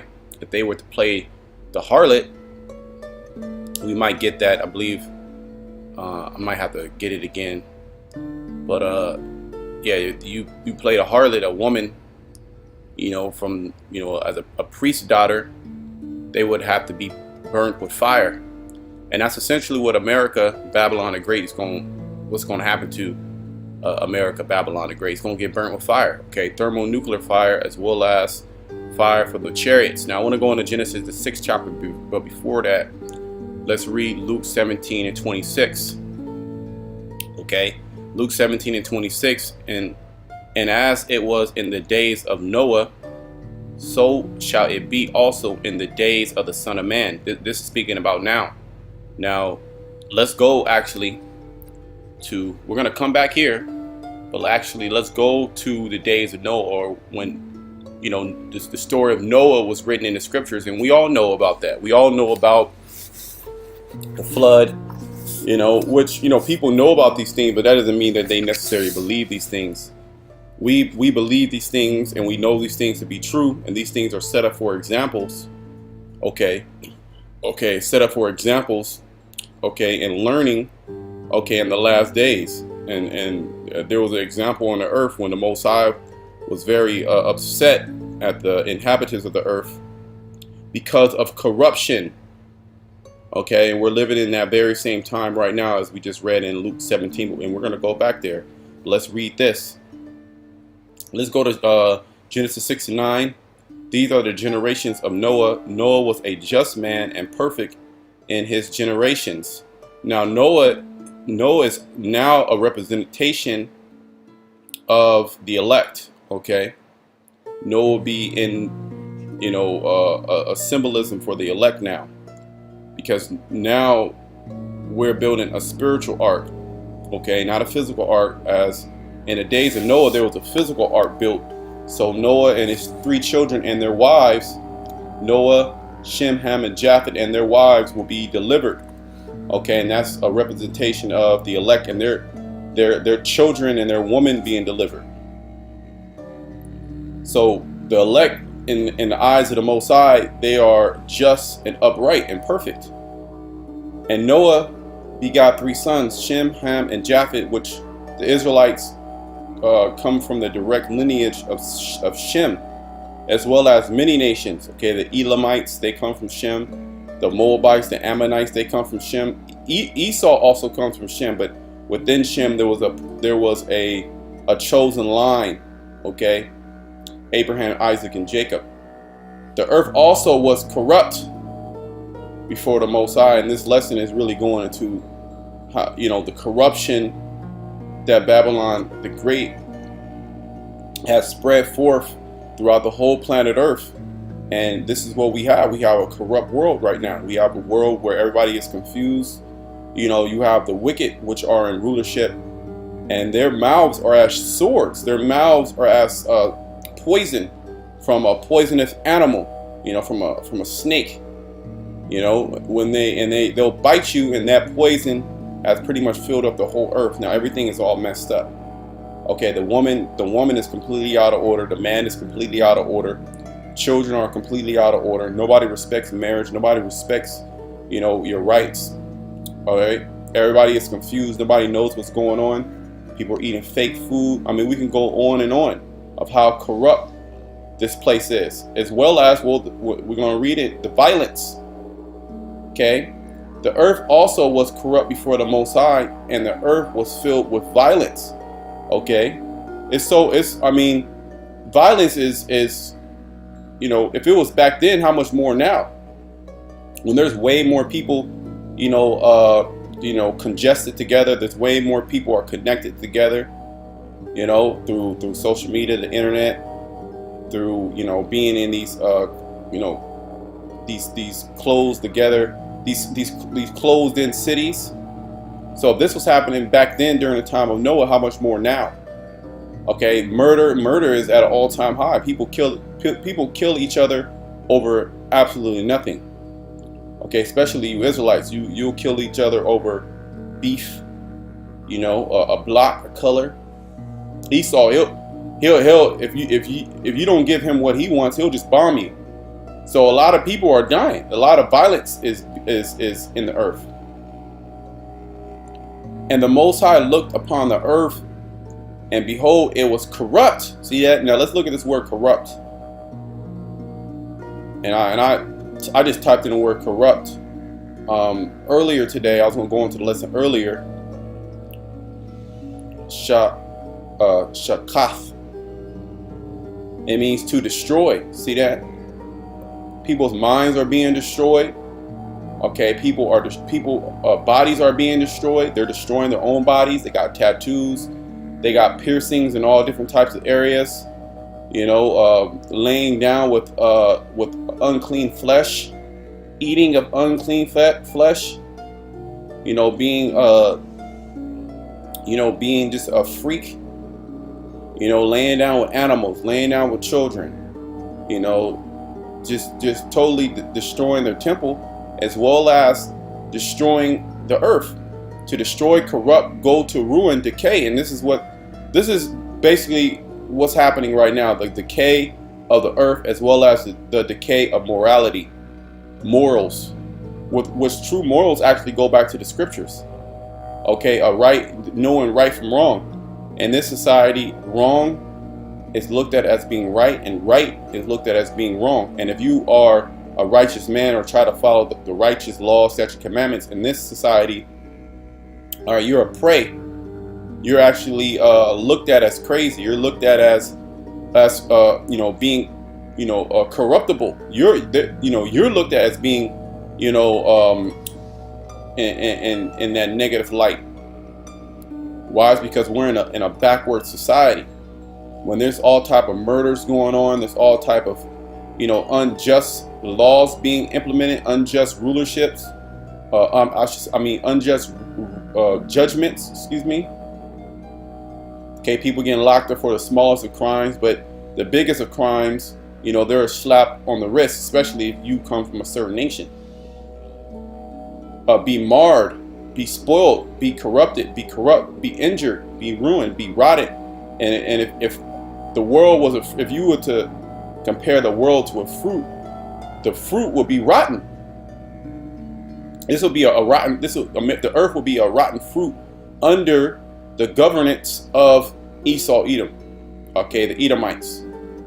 Okay, which they will make you make you believe that everything is running smooth. They have things under control.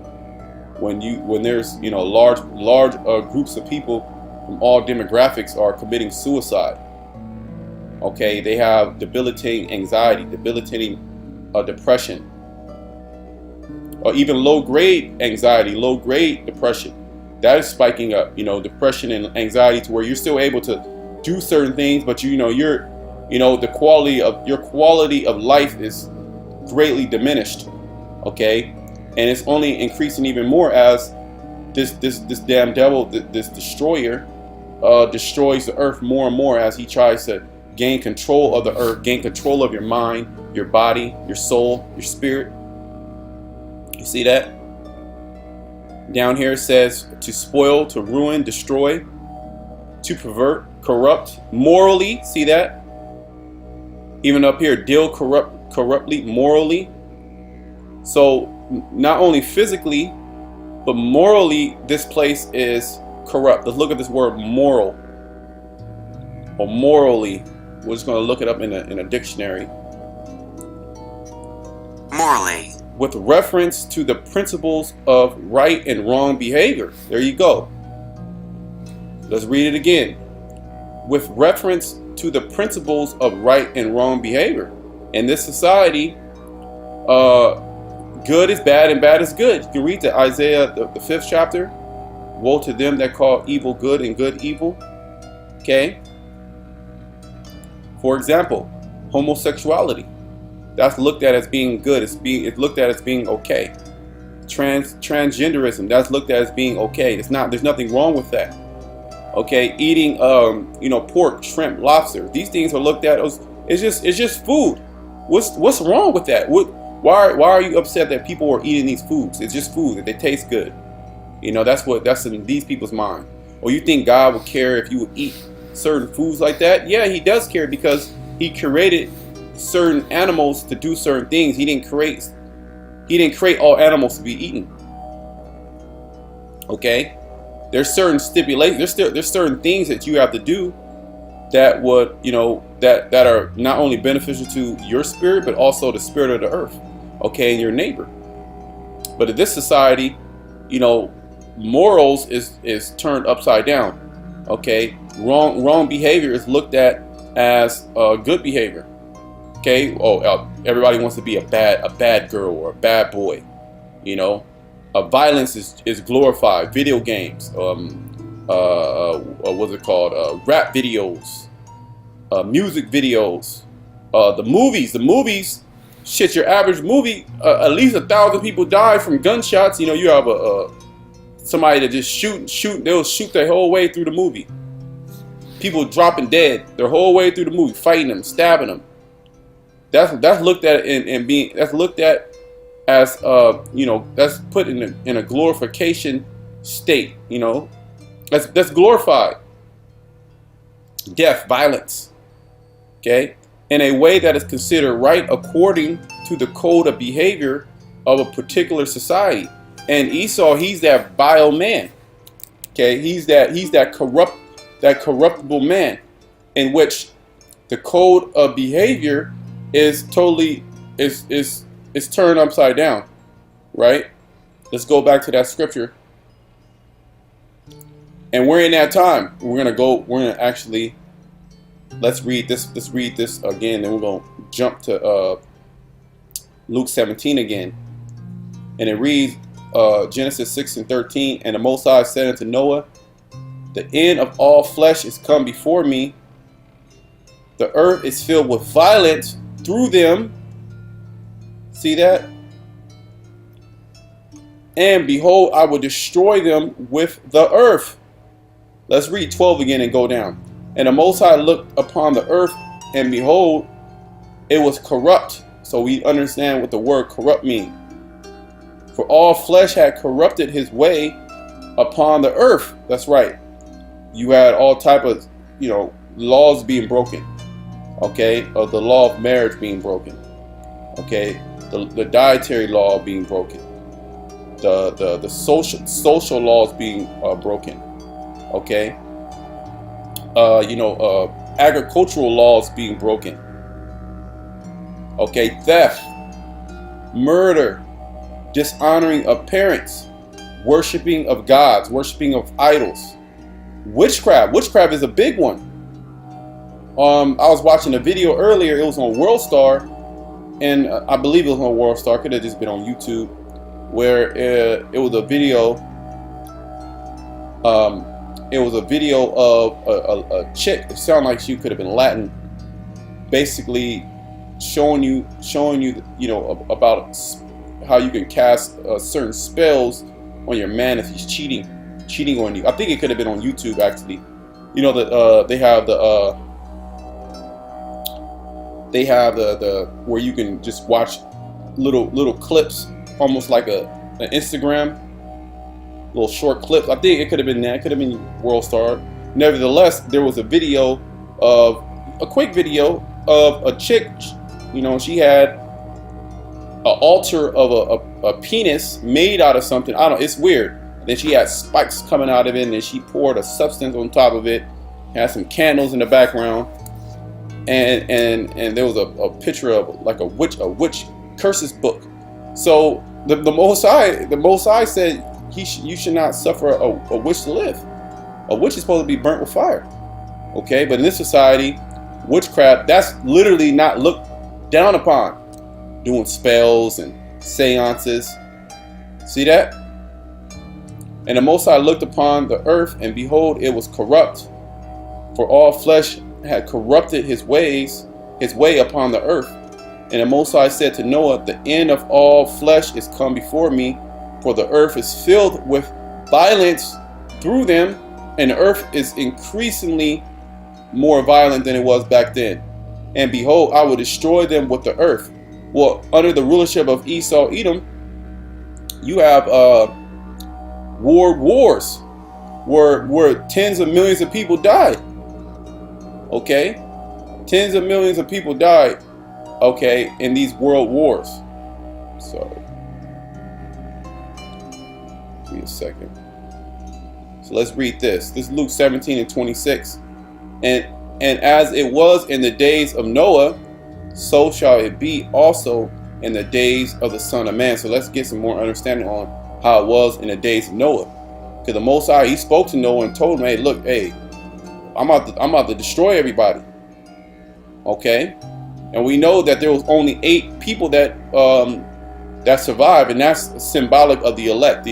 There's going to be a large number of, elect men, women, and children that are going to be delivered in these times. Now there's going to even be a larger number of those that are going to be destroyed, starting with 2/3 of the nation of Israel. They're not going to make it, as well as the other nations in Esau, Edom. They're not going to make it. Okay, so this as in the days of Noah is going to be just like it's pretty much just like now. They did eat, they drank, they married wives. This is all going on right now as we speak. Okay, the fear of the Lord is not really in the earth like that, because the Most High hasn't really shown His hand. Only certain few understand the fear of the Lord, right? Because the Lord, He opened up their minds to see that, to view that. Okay, without actually, without grave judgment actually going out. They were given in marriage until the day that Noah entered into the ark, and the flood came and destroyed them all. This is the power, the God that you people fail to understand. He destroyed the earth with a flood, and he only saved 8 people. Okay, and you know that those people during the time of Noah, when he was building that ark, they were scoffing at him because rain during that time, rain didn't fall from the sky. A dew came up. So here it is, because Noah was prophesying. Noah prophesied. Okay, and they was scoffing and scorning, mocking. Verse 28, likewise also as it was in the days of Lot. Okay, we know about Lot, right? We know about Lot, Sodom and Gomorrah. They did eat, they drank, they bought, they sold, they planted, they built it. And all these things, all these activities are going to be going down in the last days, as they're going down right now as we speak. Even during the height of, all hell breaking loose, you still gonna have certain places where business is going to be going on, because the mark of the beast, which is the RFID microchip, that's going to be used as the ways of actually buying and selling. So there's going to be buying and selling going on, as before this judgment actually hits America, which is thermonuclear missiles. So it's going to be like a regular day, so to speak. Now there is going to be all type of hell going on, but it's going to be like a regular day, the new normal. Then that's when the Lord going to crack those clouds. But the same day that Lot went out of Sodom, it rained fire and brimstone from heaven and destroyed them all. Even thus shall it be in the day when the Son of Man is revealed. Yeah, when Yahushua comes back, the Son of Man, he's going to come back. He's going to show you, how angry he is. He's going to show you that he's not here to give hugs and kisses, okay? But he's actually here to send grave judgment, and also to deliver his people, okay, starting with the elect. Now let me go, I have a couple of scriptures. I'm not going to go in any particular order. Let me just go down and read these scriptures, and then we'll close out. Just hit the point. This is Revelation 19:1. And after these things I heard a great voice of much people in heaven saying, Hallelujah, salvation and glory and honor and power unto the Lord our power. For true and righteous are his judgment. Because this is after America's being destroyed, man. We're going to, Lord's will, part of that number, the elect, they're going to, send praise unto the Most High. Because things are getting, even more freakier. Biden, he signed all type of, but you don't even know what he's signing.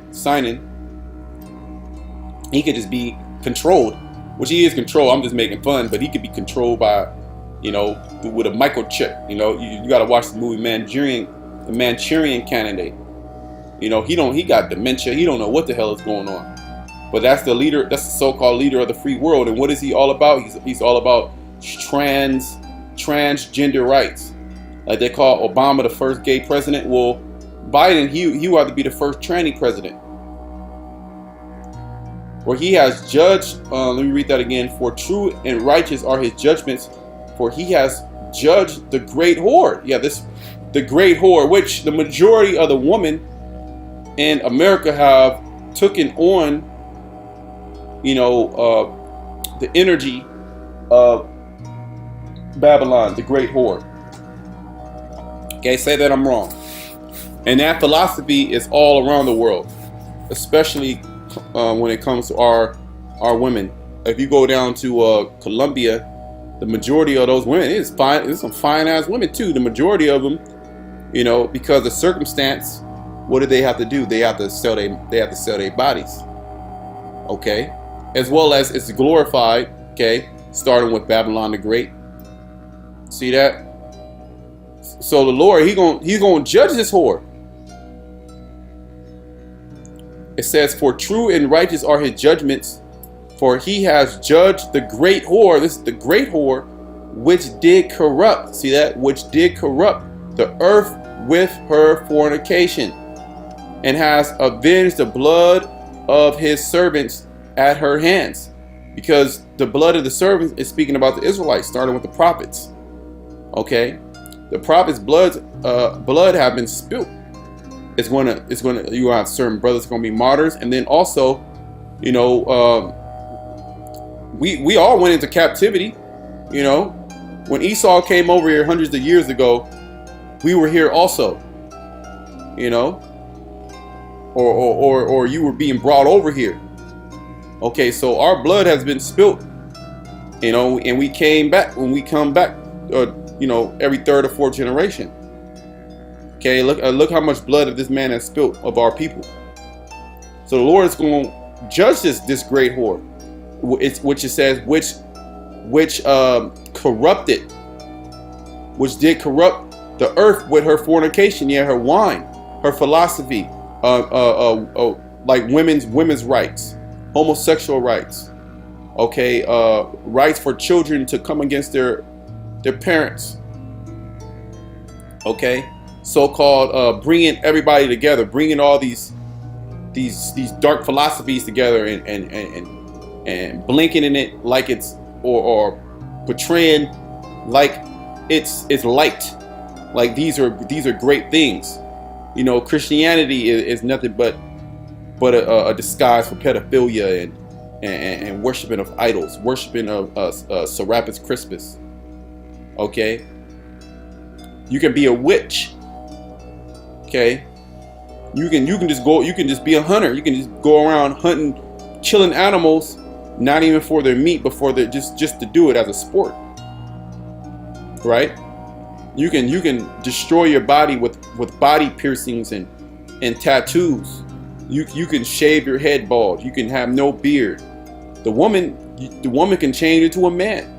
Okay, cut her breast off. The man can cut his rod off. So you see how this place is corrupt, and they'll tell you it's heavy witchcraft, you know, being cast upon you, you know, ever since you were a child. When you're a child, you're being hit and bombarded with the ways of Satan. Okay, so this place is going to be judged. Let's go to. Yep, let's go here. Isaiah 24:5. The earth is also defiled under the inhabitants thereof. Yeah, this earth is completely defiled. Let's look at this word defiled, which is pretty much corrupted. Coming down here, profane, be defiled, be polluted, be corrupt. See that? Defiled, corrupt, pretty much the same thing. Profane meaning outside the temple. Meaning if the laws, statute, commandments were the temple, and that was the what's it called? The platform, or not the platform, but the foundation of the society, right? That means America goes completely left field. Yeah, it's nowhere near the temple. It's outside of the temple is holy. Okay, this is outside of the temple. Okay, everything in this society is unholy, but it's packaged like it is holy. It says to be polluted, be profane, be godless. This is a godless society. This whole COVID-19, right? This whole plague, this monster. I forget what politician said. I believe it was Trump. He said this is a monster. Well, if this was a godlike society, right? If the principles were founded on the Bible, wouldn't they say to pray? Wouldn't they, you know, oh, we need to fast as a nation? You know, God is telling us something. Okay, we need to fast as a nation. We need to open up our Bibles. We need to, you know, trust in the Most High, right? They're not telling you that. They're telling you to trust. They're telling you to trust in science. Science, falsely so-called, as the scriptures classify it, which is nothing more than a pseudo-knowledge or quasi-knowledge. Okay, a knowledge of Satan on the left-hand side, disguised as true knowledge. To pollute, make profane, make godless, cause to be defiled. Down here in the Strong's definition, to soil, like if you soil your undergarments. You already know what that means. And that's basically America. Especially in a moral sense. See? Especially in a moral sense. Corrupt, defile, greatly pollute, profane. So Babylon the Great, especially in a moral sense, has corrupted, has defiled, okay, the whole earth, to where everybody thinks like how American thinks. You know, I have these certain laws, I have these certain freedoms that, you know, that are God-given freedoms. When the whole time you have no freedoms, those freedoms that you have are just freedoms to be a freak. You can get online right now and find a threesome, and that would be easier than actually finding, say a man trying to find a woman for a wife. That would be easier finding a threesome. I mean, within minutes, you can be at somebody's house. A dude, men with men. Within minutes, you get online, go to certain websites, go to certain communities online. There's all type of people lining up that just want to have freaky sex. You know, the woman, a lesbian. You can, it's all type of crazy shit that you can get into, orgies and, all type of shit. We ain't gotta go into details, but that's part of how America, Babylon the Great, the whore, has defiled. Because the whore is actually defiled. She has laid down with multiple men. She has multiple seeds inside of her. Right? That land is greatly defiled. So America, as that whore, went around the whole earth, defiling everybody. Because she was looking beautiful. The woman, she looks beautiful. She put on the makeup. She got the attire. And we're gonna get that in Revelation 17. The earth also is defiled under the inhabitants thereof, because they have transgressed the laws. Right? We were just going into that in Genesis the 6th chapter, how the inhabitants of the earth, they corrupted the ways of the Most High. Changed the ordinance. Everything is changed. Okay, the days are changed. All the high holies are changed. High holy days are changed. Okay, the ordinances between a man and a woman, that's changed. Okay. Everything's changed. Everything is changed out of its natural course. Okay, people are not in their natural states. They're in an unnatural, an unnatural state that has been given to them on a platter and mistaken for being, free. It's all about freedom now. It's all about having a free mind. Doing as thou please, right? Being happy no matter what you do. Whatever you do in America, you can just be happy no matter what you do. Okay, they just want you to be happy, but there's stipulations to that. If you do things righteously, you can't live a happy life. But if you do things wickedly, you can live a happy life. Okay, if you're a woman, you can get on OnlyFans. Right? A dude, there's dudes that are on OnlyFans. Okay? Therefore has a curse devoured the earth. That's them thermonuclear missiles. As well as the really going into the chariots, really, that's the curse. But those missiles also is a curse, a plague unto this place. And they that dwell therein are desolate. Okay? Reminder, the majority of the people in America, okay, outside of the elect, they're going to be destroyed by thermonuclear fire. Okay, that goes from men, women, and children. Okay, infants, babies. Okay, newborns. Babies that are inside their mother's womb, twins, triplets. Old men, old women, old grandma, grandpa. If they make it past Maxine, we already know Esau. Look at that simple Negro Hank Aaron. He tried to get you Jakes to take Maxine, and he was, I'm just doing what I can to help out, and the nigga died two weeks later. You so-called you so-called blacks, you're gonna still go and take vaccine and get deceived. Okay, so if you old Jakes even make it that far, okay, you're gonna get burnt up if you don't repent. Which the scriptures speak about. You can't put new wine in old bottles. Okay, I did a lesson on that some lessons back. And that new wine is alive, if you know anything about fermentation. But let me continue. Therefore, the inhabitants of the earth are burned, and few men left, just like during the time of Noah, right? Few men were left, and how many men were left? 4 men, and there were 4 women. Okay, and through those 4 men and 4 women, you know, really going to Shem, Ham, and Japheth, the earth was multiplied. Okay, the new wine mourneth, the vine languisheth, all the merry heart do sigh, and we're easing into that. Really, not even easing. We're in that. We're in where people are mourning now. You know, the merry heart. You know, because that's what America was all about, being merry-hearted, right? They're now sighing. Why? Because, you know, teeter-totter opening of the economy. 1 minute you could open up your restaurant, 1 minute you can't. 1 minute you could do outdoor dining, 1 minute you can't. 1 minute you could do indoor dining, 1 minute you can't. 1 minute is 50% capacity, the next minute it's 20% capacity, or it's a stay-at-home order, or there's a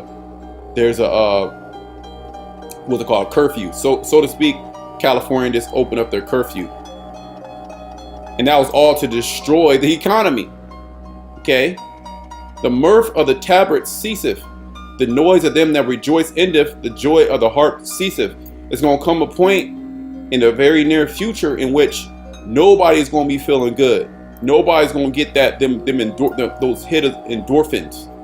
You know, you eat that food, you know, those fake foods that you like, right? And they satiate you. You might have been having a bad day, but you eat some of those foods, whether it be salty, sweet, oily, you know, foods, you know, that appease those spirits. Ain't nothing wrong with eating food, but you know, in this society, you know, people turn to food, you know, as a coping mechanism. Okay, so people, you know, eat these fake foods and they gain weight, and you know, their whole mind is all messed up. You know, they suffer a lot of problems. Well, a lot of times, if you're suffering problems within the body, a lot of times, you know, the first culprit is your diet. You know, so you got to change your diet up. You got to get alkaline. You got to tremendously reduce inflammation in your body, and there's many ways of doing that. I'm not going to go into that. It's not what this video is about. But let me continue. The mirth of tabrets ceaseth. Okay, all the concerts, all the you know, the county fairs, the state fairs, you know, the you know, Magic Mountain, Disneyland, Disney World, you know, all the roller coasters, all the carnivals, right? All the music concerts, all the music festivals like South by Southwest, and there's many others where, you know, it'll be a 2, 3, 4, 5 day event, you know, where people, you know, they go and see their, you know, their favorite artists, you know, and it's people that comes from all over the world, and you know, nothing but drugs are being used, nothing but orgies, adultery, witchcraft.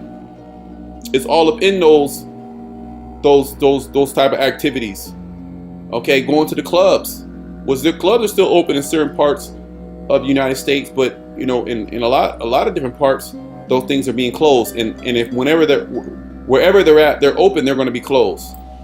As well as actually having fun is going to be you know, done away with. That's going to be looked at as a crime. Well, there's super spreaded events, right? All the house parties going in, you know, renting out Airbnbs, that's ceasing. Okay, your job is ceasing. You don't have that money like you used to. Inflation is increasing. Food prices are going up. People right now as we speak are getting evicted from houses. There's a large population of people that you don't even know that are living in their car. You don't even know. You just think they're just normal people. You go to work with them. You go to school with them. They're living in their car because it's very embarrassing to tell everybody, hey, I'm homeless. I live in my car. And that's no way of living. They shall not drink wine with a strong drink shall be bitter to them that drink it. The city of confusion is broken down because you drink wine and strong drink to basically, to help out a lot of times with mental health issues, right? To suppress certain feelings in the body, The Most High gave wine to be merry, strong drink to him is, that's ready to perish, but it's going to be bitter. It's going to be bitter, man. It's not going to do the trick. The city of confusion is broken down. Yeah, the city of corruption, the city of confusion. Let's see this word confusion. Formlessness, confusion, unreality. Yeah, this place is this is a dystopian reality. What they call it's right at the tip of my tongue. It's a distorted or augmented reality. Well, people are living multiple realities within America. Okay, there's certain realities, different realities that people are living in America. Okay, you have the rich. The rich live a totally different world in America. So America is good. Even during the lockdown, all this, they have the land to where they can be free and open, right? They have the ability to to still buy things at even elevated prices. They can drink the best alcohols. They can eat the best foods. They can have people go to the grocery store and pick up the food for them. Or you gotta wait in that long ass line. They don't have to do that. They have people that can come to their house, clean up their house. They can still travel, to different places of the earth. They could be dual citizenships of different places, right? So they're living a different reality. Where you have a so-called Negro or Hispanic Native American, they're living a different reality too, man. They live in a reality of hell, paycheck to paycheck. Okay, racism.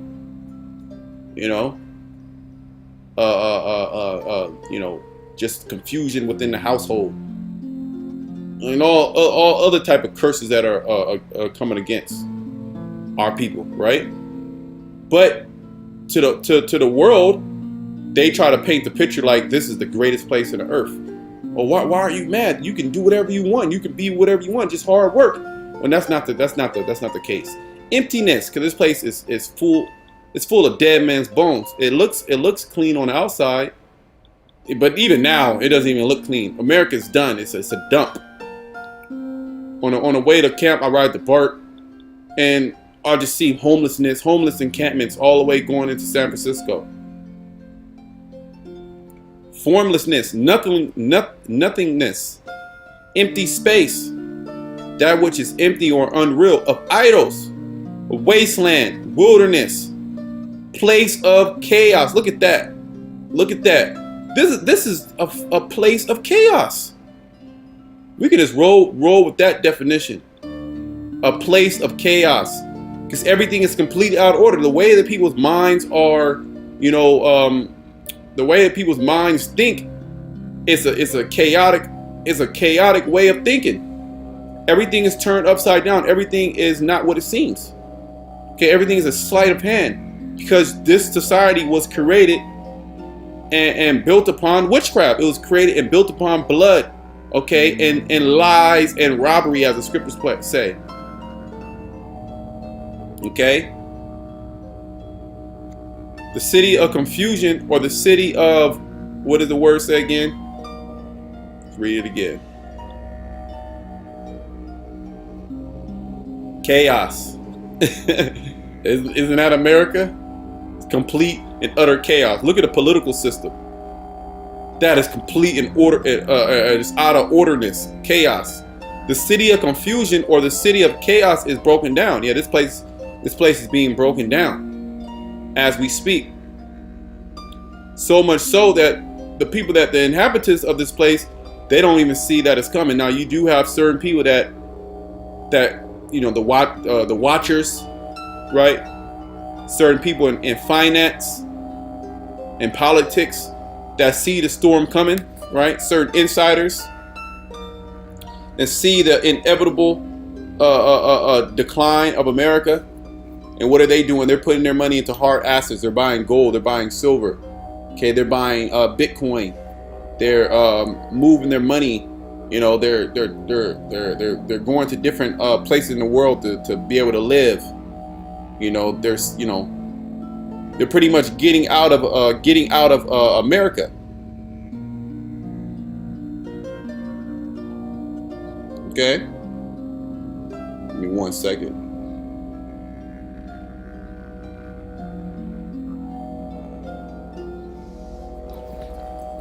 Okay, let me see. Yeah, there's a crying. There's a crying for wine in the streets, and that wine is speaking about the truth. It's gonna come a time where truth, people are gonna be crying for the truth. Right now, the truth is looked down upon, but during that time, they're gonna be crying for the truth because it's gonna be total, all-out censorship. Okay, you're not gonna just be able to get on the internet. All that TikTok and all the Instagram and that shit's gonna be done away with. And people live. If you take that away from certain people, they'll kill themselves. All joy is darkened. The mirth of the land is gone. Yeah, it's finished. And we're coming into that time, man. We're coming to the time at any given moment. You know, this could be it for this place because things are gonna happen quick. Now, I'm just gonna kind of I can go through more scriptures. But let me go to Revelation 17. And let me see where I want to start.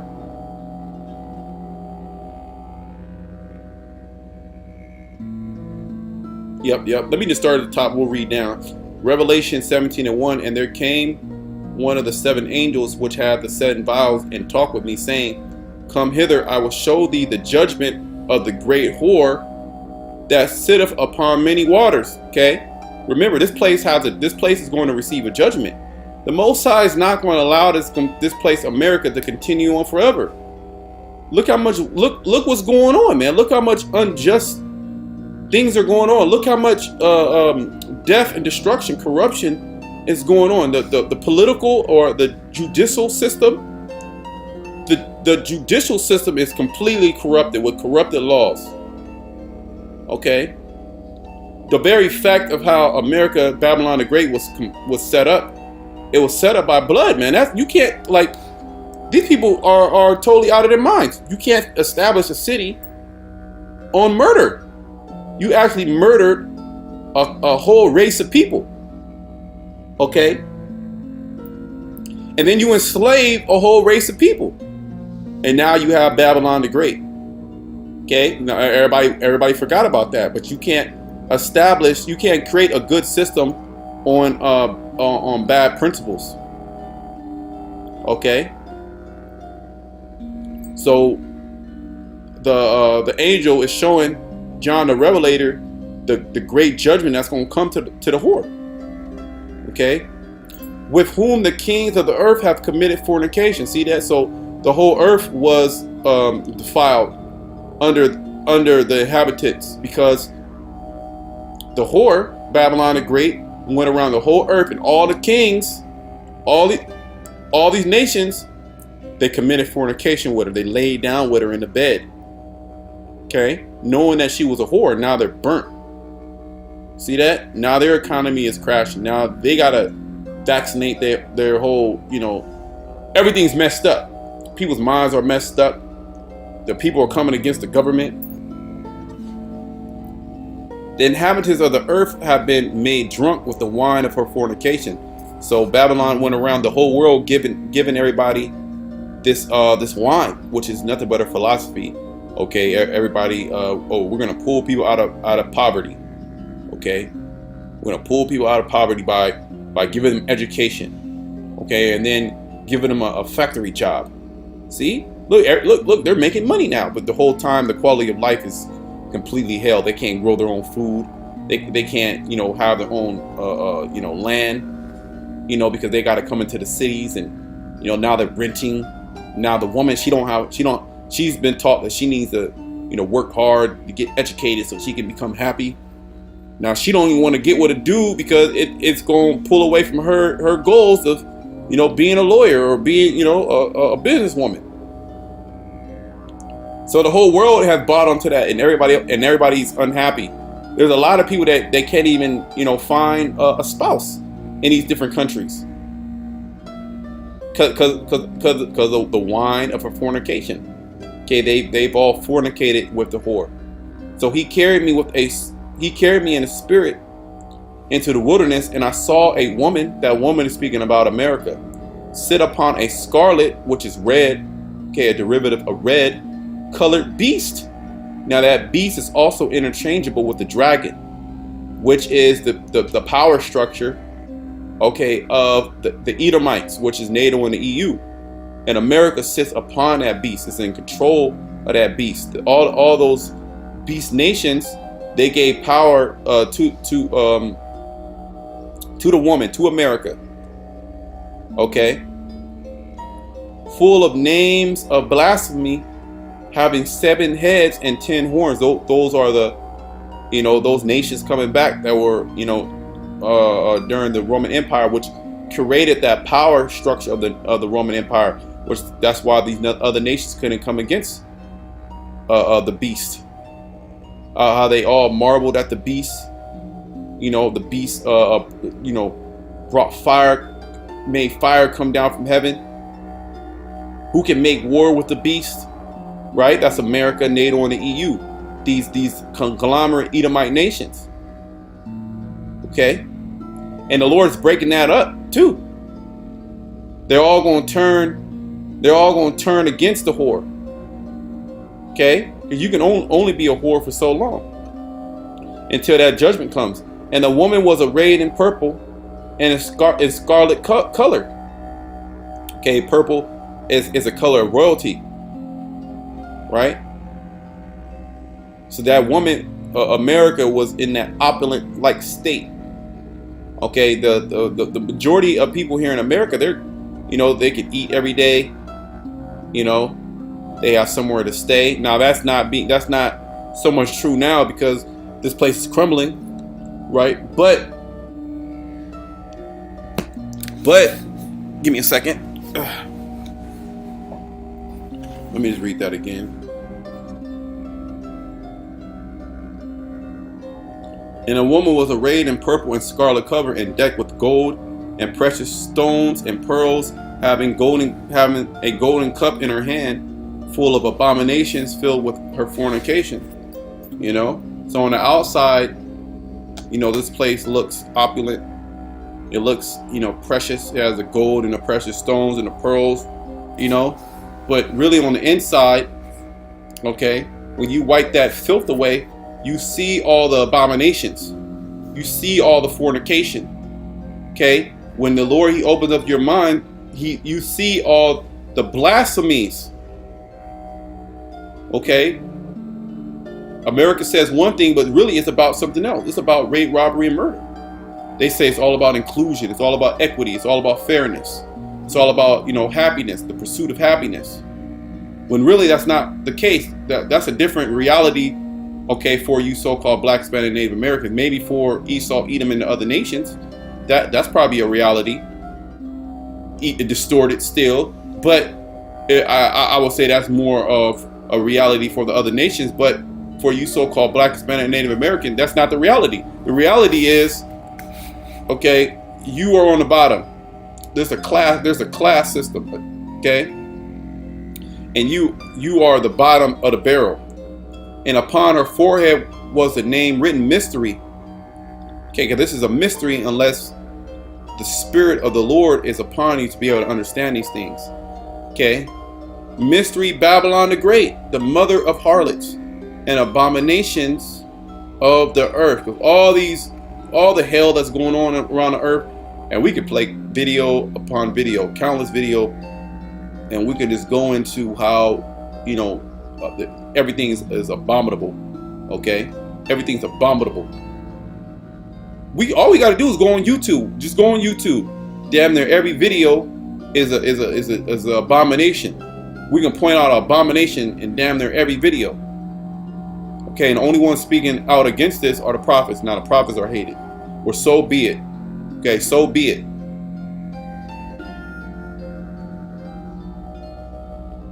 And I saw the woman drunken with the blood of the saints. Yeah, this place is drunken with the blood of the saints. Let's look at this word drunken.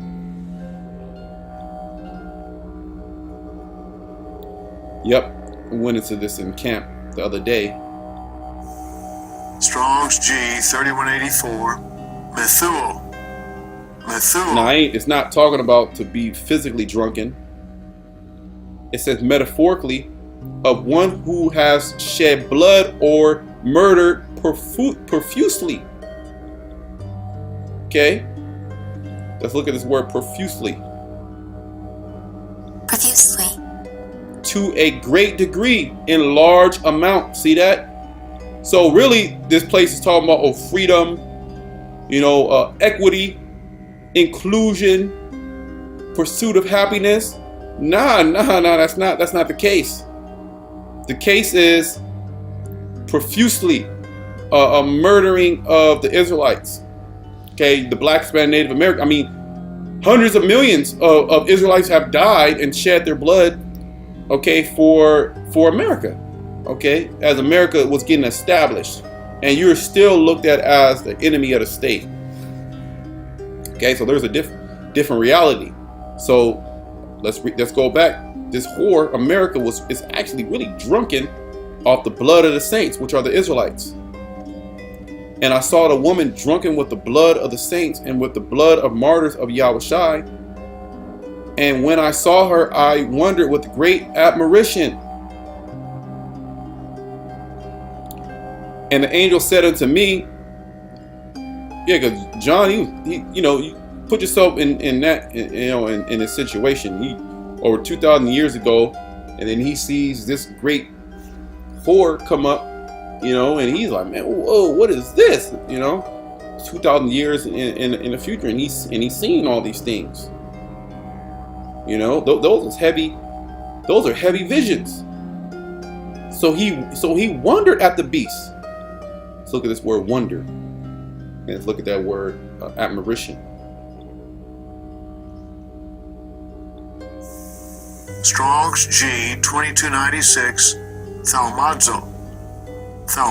To wonder at, marvel, to be wondered at, to have an admiration.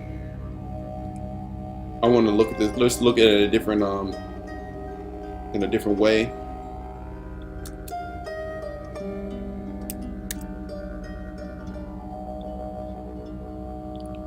Marvel. Be filled with wonder or astonishment. See that?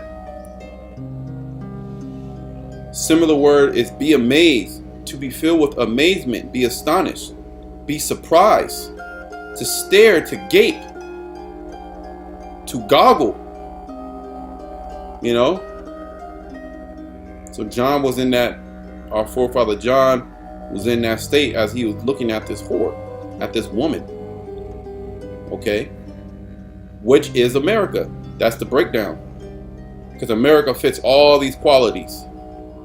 All the qualities, all the what we're reading here, America fits perfectly. Okay? But I'm done there.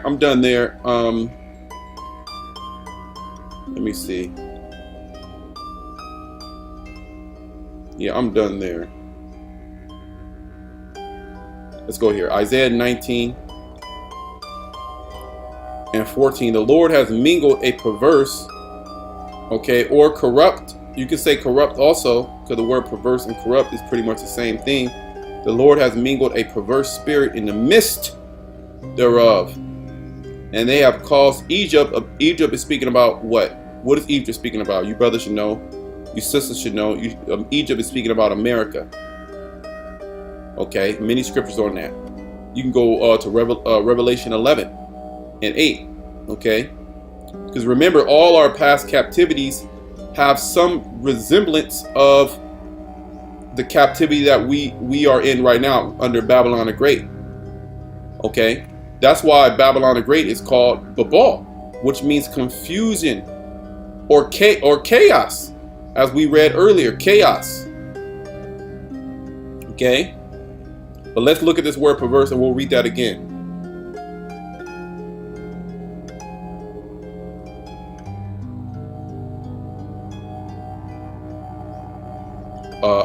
I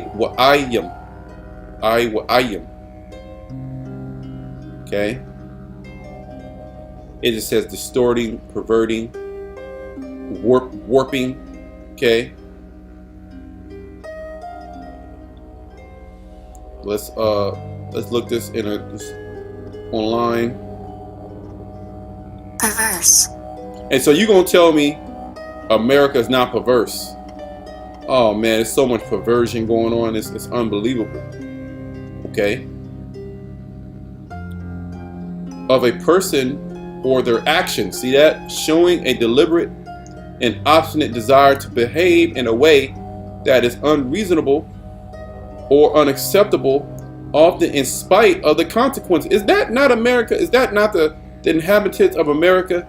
Because they hear the words, okay, and Jake, inside of them, deep down, they know they're supposed to do the right thing. They know murder is wrong. They know, sleeping with taking another man's woman, sleeping with her is a wrong thing. They know that. They know stealing is wrong.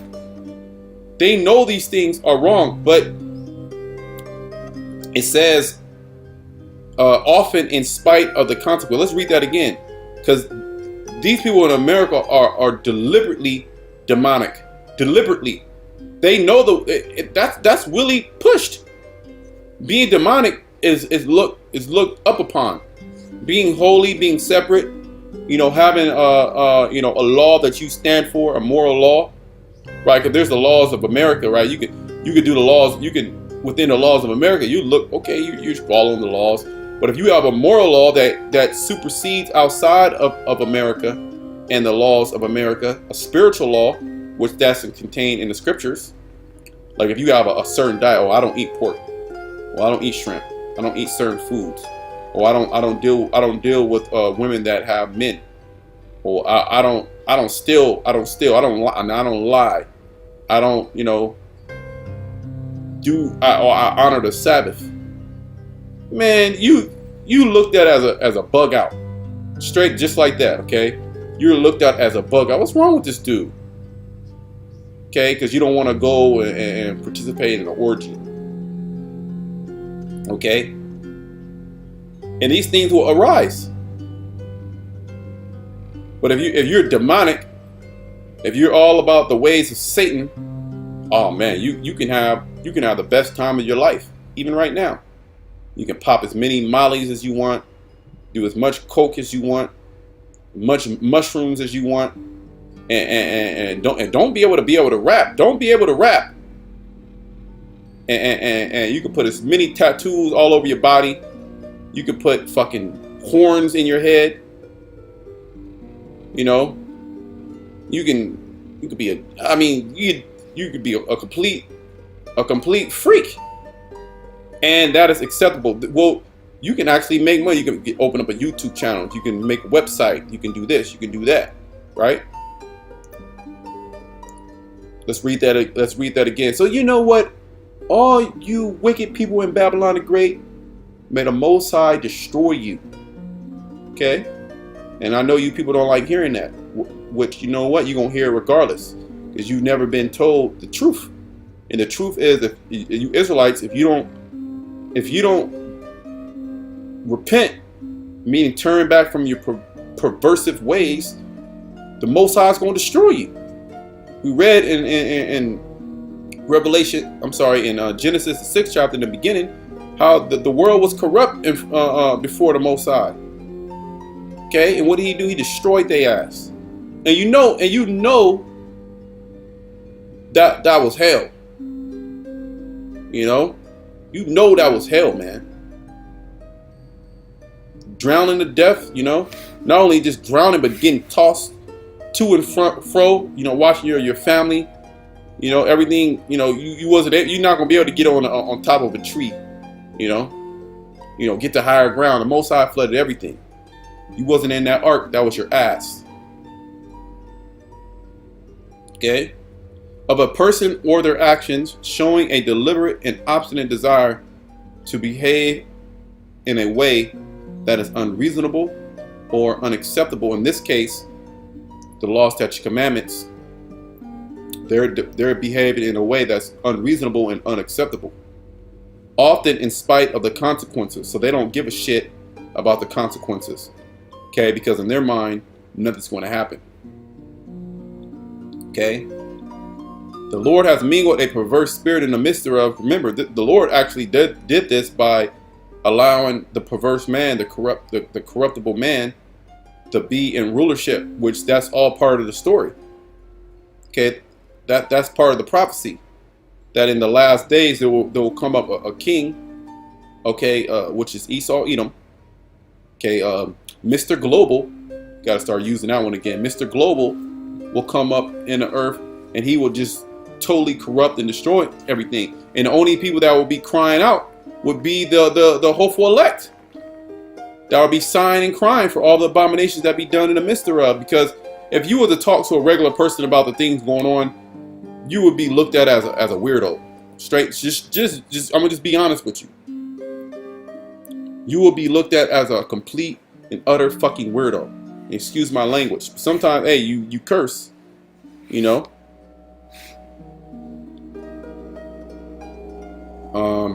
And they have caused Egypt to err in every work thereof, as a drunken man staggereth in his vomit.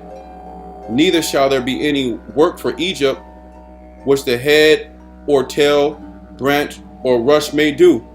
And in that day Egypt shall be like unto woman, and it shall be afraid and fear because of the shaking of the hand of the Lord of hosts, which he shaketh over it. Okay, so this is going to come to pass, the shaking of the hand of the Lord. Okay, the Lord is going to come and visit this place. He's visiting this place right now already with storm and tempest. With was it yesterday? All through the night up until this morning over here in the Bay Areas, it was a heavy storm, man. It was a heavy storm, and simultaneously there was heavy storms, you know, throughout different parts of the United States, man. So you know, this place is getting jacked up. You know, those scourges. So there's a great judgment for this place. You know, that this whore.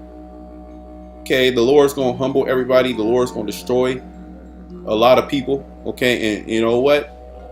That's what we want. Okay, that's what we want. And if you don't want that, you need to check yourself. Okay, you need to check yourself and get in the spirit. Okay, because the Most High is about to destroy the wicked people from off the planet Earth, and He's gonna set up the righteous.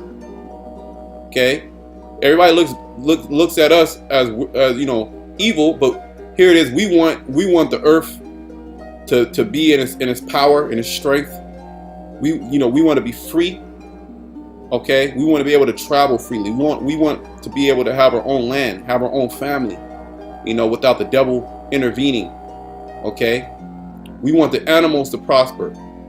You know, we want the fish, the wildlife to prosper. We want the nations to prosper.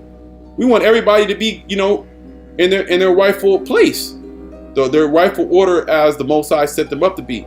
But under the inhabitants thereof, under Esau, Edom, and their rulership, everything is corrupted, everything is perverse, everything is distorted, everything is in chaos. But there's a judgment for that, okay? And that's the Most High raining nuclear fire on this place, okay?